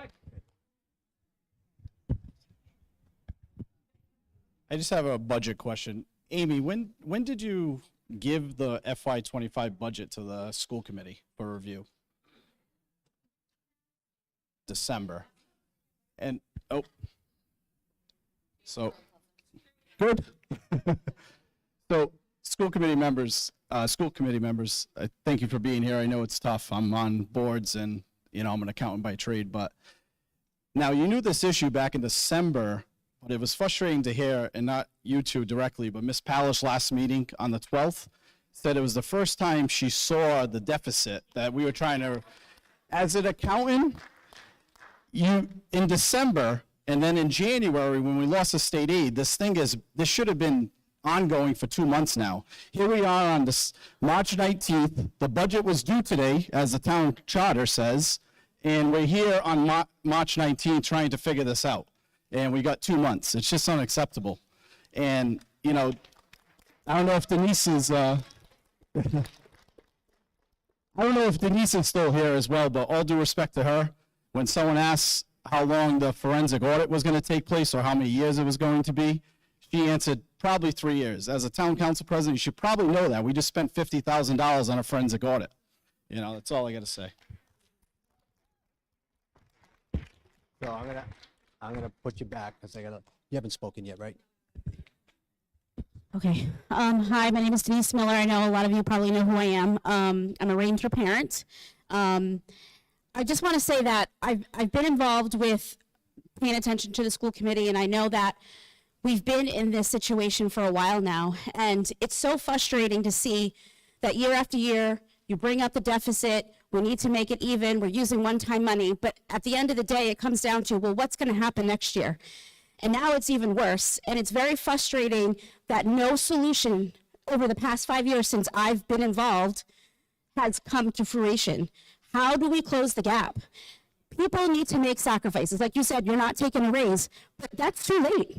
That's too late. The administration, it's too late. The principal saying they're not going to take it, that's too late. That should have been looked at back in 2018, right? Because over time, that stuff is eventually going to make up the gap, right? I'm not saying it's going to make up the $4 million gap, but people have to make sacrifices because at the end of the day, the people that suffer the most are our children, and we can't let that happen. And I understand that we don't want to cut services and we don't want to do that, and I'm not for that either, and I'm not for closing the schools.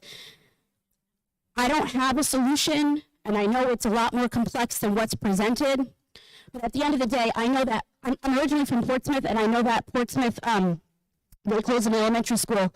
they moved their fourth graders to the middle school, and within 2 years, they moved them back to the elementary school because it was not developmentally appropriate to put them in the middle school to begin with. So there needs to be a solution. I don't know how we get there, but it's kind of late for sacrifices. Hello, my name is Teresa Jagman, and at one point, many years ago, I worked down in the superintendent's office in the accounting, and I worked for private industries all my life, and I could do 3 girls' jobs while I was there, compared to the girls. They had 3 women there doing their job, and I was doing at least 3 of them. But I ended up leaving the superintendent's office because the town gave them $1 more than the year before. And, you know, they had to cut. And what I want to tell you is that most of us who live at home learn to live within our budget, right? We make a budget and we cut what we have to cut to make ends meet. We don't run a deficit. And we shouldn't have this at all. But since it was very nice you went through all the work of figuring out the deficit, but you didn't figure out what kind of cuts that you'd have to make to keep the school open. If you have those cuts that you're going to have to make and the sacrifices that are going to be made, that's what we need to know, right? That's all I want to say.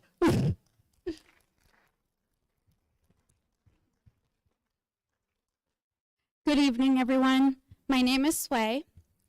Just a little background on me so you guys understand the context of my experiences. I don't have a solution to this whole problem, but this is just a parental experience to kind of give an overview. We started our Tiverton Schools journey in 2016, I believe I want to say, with my oldest daughter, who's now 12 and in middle school in 7th grade now. And so that first year, the condition for my daughter to start school, because she had gone through 2 open heart surgeries, was so that she can go to her first year of kindergarten, which we were trying to skip because health over obviously our children is like nothing else is more important. So we started at Pocasset. So I'm for Pocasset, I'm for Ranger, I'm for Fort Barton.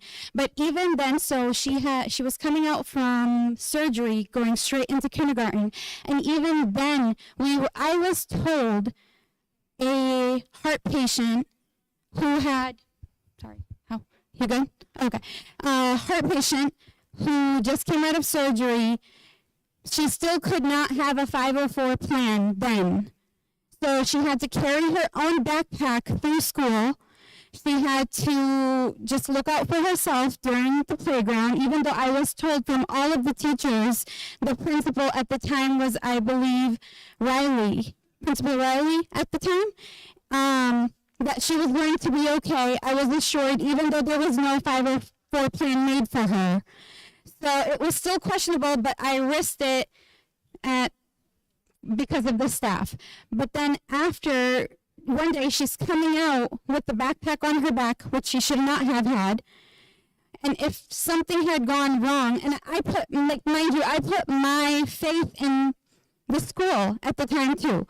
She's still coming out with the backpack on her back. What if there was damages done to my daughter? It's not reversible. It's not reversible. So we were short help then. We're still hiring now. There's still no solution. Now, mind you, with the bathrooms, the same kid, now in 7th grade, she is locked in a bathroom because the stall would not open. The motion sensor lights have gone off. She has major anxiety from the medical experiences that she's had. She has major anxiety. She's locked in this bathroom for 30 minutes this year. And we have new beautiful bathrooms. I'm sorry, how my kid had a traumatic experience. Once again, I have 2 elementary school kids who have had to go to the bathroom and there's no light. Now I have a 3rd grader going into 4th grade, and mind you, I don't agree with even 5th graders being in the middle school. We have a 4th grader, now, 3rd grader going into 4th grade. I'm sorry, we should not be taking away their elementary school experiences. And we just the exposure that it would have on our 4th graders in the middle school, it's not going to be okay for them in the long run. I have had so many issues with my daughter being bullied in 5th grade when my oldest one, who went to 5th grade, started off, and there was bullying issues from the older kids. So it's not okay. This is going to create a lot of problems in the long run. I will pass the mic, but I'm sorry to everyone who has to go through this. If you want to hold that, I mean, that works too, but just like she's. I can improvise. Okay. Oh, this one works better. Back to the town questions. There are multiple parents who have multiple children that will end up in possibly 3 schools with the setup. So how are these parents supposed to pick up, drop off, go to events like, parent-teacher conferences, open houses, everything like that? We can even talk about traffic patterns in town and what that's going to mean. So there was a lot of, question regarding that. Also, a lot of parents have a lot of questions about the programs that are being used in school and how much those programs cost. One that came up repeatedly, which I'm not familiar with, is the e-hall pass. And how much does e-hall pass cost per year? Does anyone have that number? How much does e-hall pass cost? E-hall pass, how much does e-hall pass cost? It was expensive to start up, like 2,000, but it's like 900 a year. It's like 900. 900 a year, okay. And then other people are asking about paper, the online tutoring program. Is that $270 per student? Yeah, this is up here. Thanks. So I had a slide up earlier about paper. You'll be able to see it in the PowerPoint. Paper was paid 100% out of ESSER funds because the ESSER grant required us to support our students because of the learning loss. It was a 3-year contract, $76,000 from ESSER. Never hit our operating budget. Never will hit our operating budget. So that's not going to hit it at all going forward. Okay. Has anyone considered possibly an early retirement incentive? I know that some of the pensions were disrupted by the state. Is that something that the town would be willing to consider to help? So we tried an early incentive a couple of years ago, didn't get much traction on that, and right now we can see our teachers as they approach retirement, and unfortunately we don't have anyone retiring next year. No one's within that 1 or 2 year window. Okay. What about the 15-passenger van that's parked at the high school? Paid out of a grant.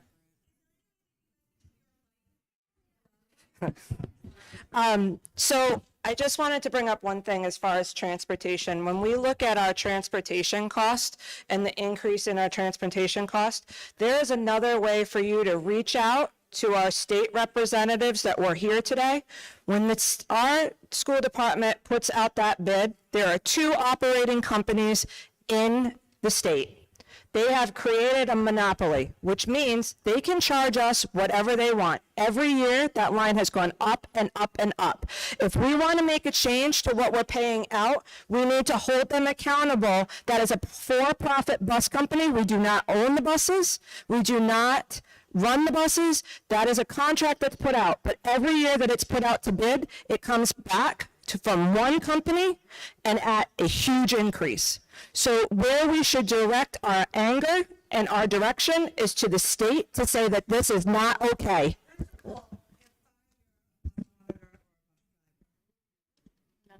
That's not true. We have a contract with the bus company. We report if anyone's not performing the way they hope, and the bus companies handle that. As far as transportation, if we only can get a bid and it's only one company, it's not necessarily a bid, but why can't we just take our dollars as a community and look outside of Rhode Island? Like, why can't we go 1 minute over the line to Massachusetts and talk to what Westport is using? So we've contacted every bus company. This is better. So, I don't know if that mic's working anymore. So we've contacted every bus company within 25 square miles. We contacted MAL buses who are in Fall River. We begged them, please bid on our buses, please bid on our buses. But they only have so much capacity, and so they look at our routes, and they look at how many buses they need, how many drivers, they don't bid. So we have first student, they're the only people who bid, and by law, when we go out to bid, we have to award the bid to the lowest bidder, we do that. I would say to you that because we do 3 loops, an elementary, middle, and a high school route, and sometimes we have 30 or 40 students on a bus, I'm not sure. We've looked at it at times, and right, and we've looked at that, and we've cut a bus, I think 2 or 3 years ago, because we condensed routes, and so we're currently going through our routes and our stops. You have to understand that we have a number of students who ride a bus, and we never can predict if they're going to get a ride to school or if they're going to play sports. So that, a lot of times people say the buses are empty after school. Well, any given day we have 70% of our high school kids after school for sports, athletics, and drama, things like that. So there's an impact there in the afternoon. So I can tell you, as far as transportation goes, we have looked at alternatives every single year, even though we are under contract for student. In fact, so we have sort of a 2-tiered system. We have sort of the regular transportation for students coming to the schools within the district, and then we have those that were required to bus for the out-of-district placements for special needs. And in fact, Sarah Krager and Jenna Willett in the Student Services Office, we actually just today got a quote from an alternative company for those special services. So every single year we look at transportation. We reach out to different companies. We've even reached out to companies that don't really service Tiverton. And we've also called cab companies for out-of-district, mainly for out-of-district placements.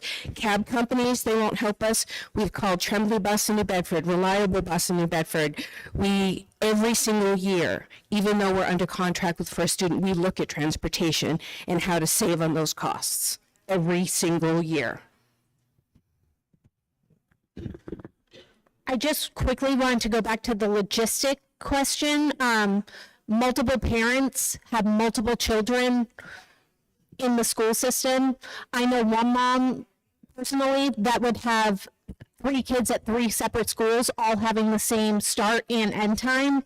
What are, and then there's also the events, parent-teacher conferences. What are we going to do?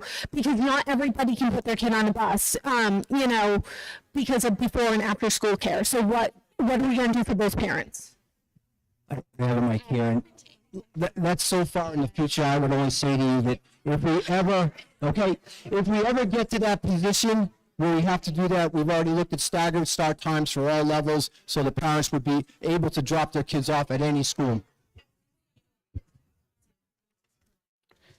Okay, I'm just going to do one more, and then I'm going to pass it off. When is the school committee voting on this budget? What is that date? Undetermined. Are you thinking June, like summer? I know originally somebody said maybe by the end of June. Does that sound somewhat correct? You can just give me a no or, okay. All right, I'm gonna pass it off to you. No, they're gonna decide in April. They just haven't picked the exact. No. So I'm going to start with additional transportation questions. So if you're a parent that is, let's say, all the way in South Tiverton on the Little Compton line almost, and you now have a child going to Pecasset, your child's already on the bus going to Ranger currently for 35 to 40 minutes. So how long is it going to take my second grader to get from said Little Compton line to Pecasset? So we're going to have a second grader on the bus for over an hour minimum. Correct. So, and I'm willing to bet that you're going to be pushing state law times for kids that are all the way in South to get all the way to Pecasset and what those drop-offs are going to look like. And secondary, is that going to add to our transportation costs? Because in order to minimize the hour, you're going to need to add additional routes, which are going to add additional buses, which are going to add to our transportation costs. Have you driven from South? Have you done this in like live time? Because I'll tell you how long it takes. And I know what time he gets dropped off and I know what time he gets picked up. Right. So I think that needs to be analyzed. I don't know if I'm allowed to answer questions, but go for it.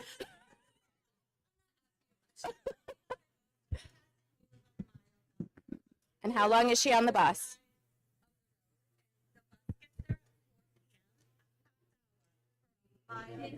Yeah, it's our kids are on the buses a long amount of time already, so I do think that needs to be analyzed. I do want to reiterate, I think every fourth grade parent needs to continue to ask where fourth grade is going for recess at the middle school. There is no room for fourth grade recess at the middle school that I'm aware of. So, and by state law, we need to provide that.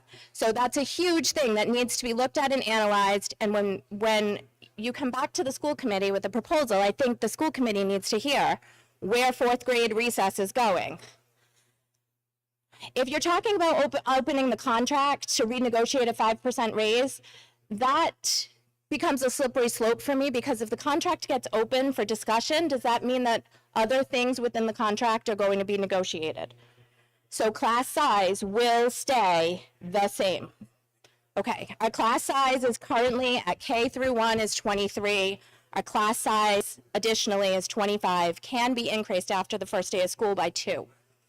So our class sizes are staying the same. Okay. I don't know that we can be promised that, but I think it's very important once the contract gets opened to renegotiate raises.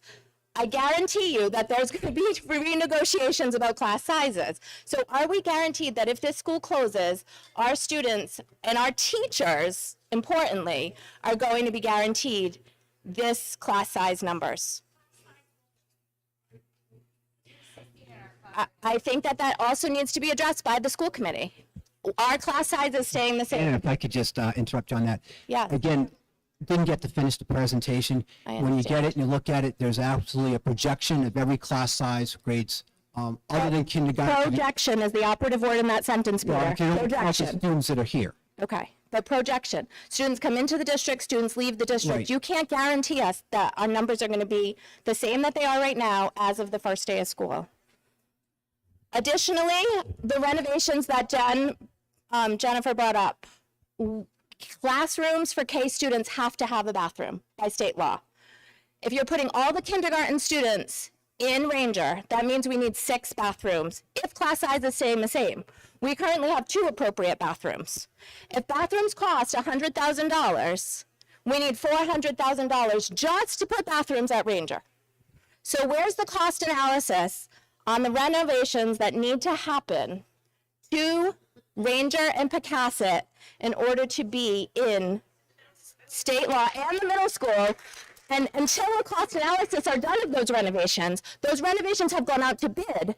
We know that those renovations can then be done by the time school opens.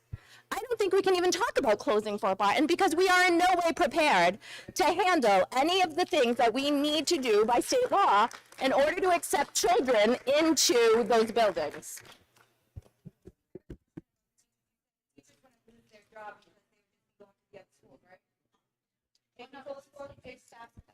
Right. But the core curriculum was you were gonna, the teachers still have to maintain their jobs, you said with the TAs and stuff too, right? What happens to the principal? If we close the school, Teachers go to the other schools and you move all the other students with all the grades to the other schools. You said the teachers wouldn't lose their jobs because they would just be going to a different building. That's just, but Fort Marsh has a principal. So what would happen to the principal? so we reassign the principal. Right, so we have a principal retiring this year. Maybe, it's a fact. I have a question about early risers. So that is run by the Tiverton School Department, I understand. So Tiger Cubs, is that also run by the Tiverton School Department?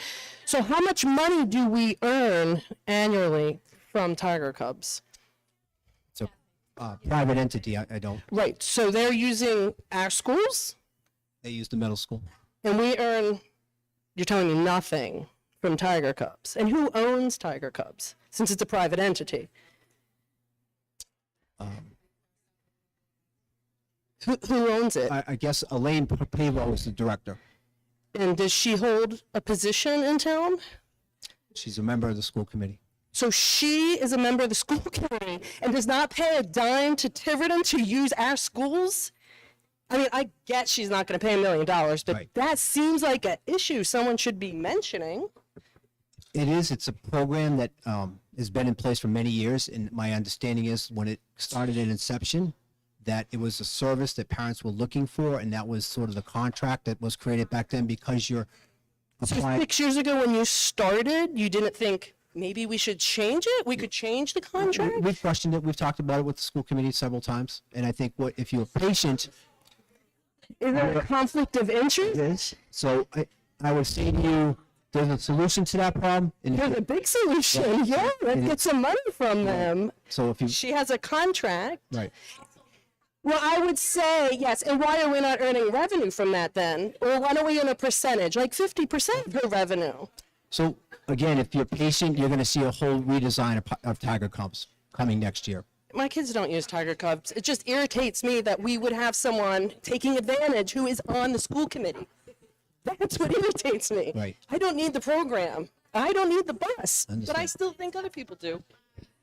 Yeah, so I just had to know Right.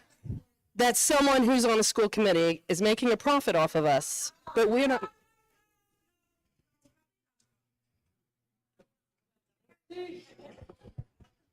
But still on the school committee. I'm from the school committee. Can I speak? Absolutely. Hi. For those of you who are questioning Tiger Cubs has been an organization in existence in our school district for decades. Mrs. Pavo and her staff have run Tiger Cubs in an exemplary fashion. My son went through it, and many of your children may have gone through it as well.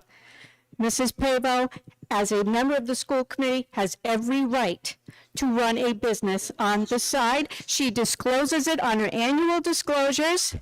No. And she provides these services at a very reasonable amount. I do not, it's not part of the school budget discussion. Mrs. Pavo, you do not have to answer this. We don't need to answer it as well. It has nothing to do with the school budget. I am very sorry, but this goes over the line. This is a personal attack on a school committee member, and I will not tolerate it.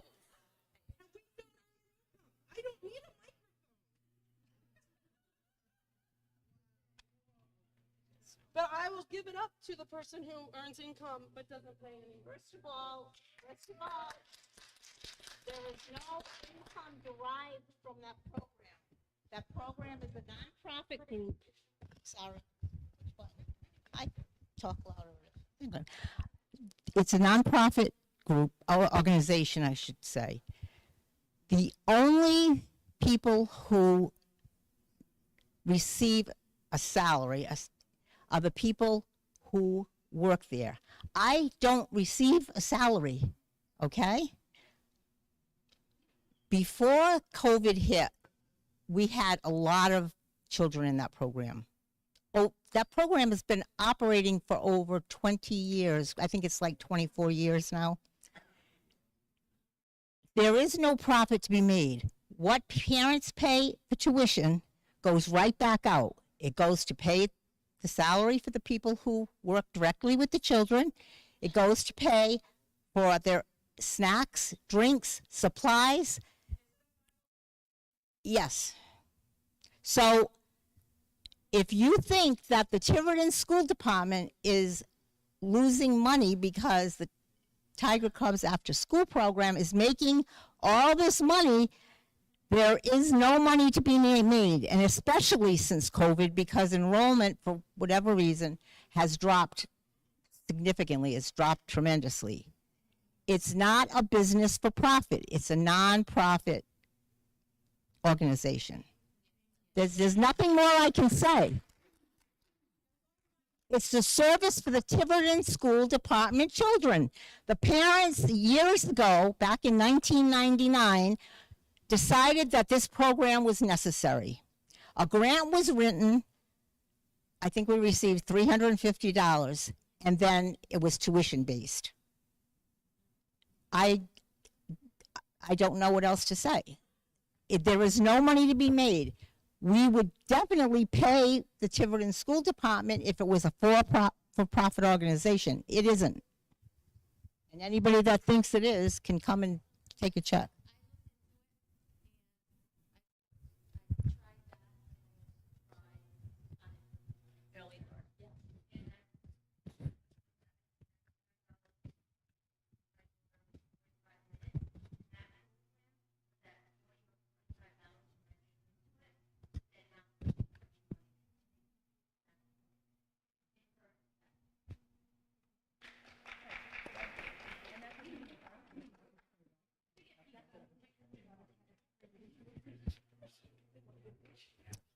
Well, I thank you for staying with us this entire evening.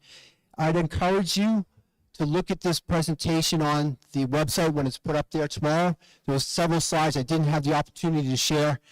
You know, this is a tough place to be. And I want to close the way I started. When the Tiverton Public Schools are appropriately staffed, we produce great results. That's what we're after. Our North Star is always our students. We're in this predicament because of years of underfunding. Not because of any malfeasance, not because of any stuffing of the budget, not because of raises or anything like that. You just got to look at it. You got to follow that trend and you'll see it. And we've been saying it for years. So we're going to have to figure out, unless we receive some more revenue, what to do. And both choices are terrible. But we'll work with the school committee and eventually we'll get to a decision. We'll continue the dialogue. The next school committee meeting is March 26th. Again, I send you a personal invitation to that meeting to voice if you didn't get a chance to speak tonight, and we want to continue to work with you. Again, I just tell you, reflect back on how we started it. You know, the school system's great, and we want to keep it that way. So thank you for coming out tonight.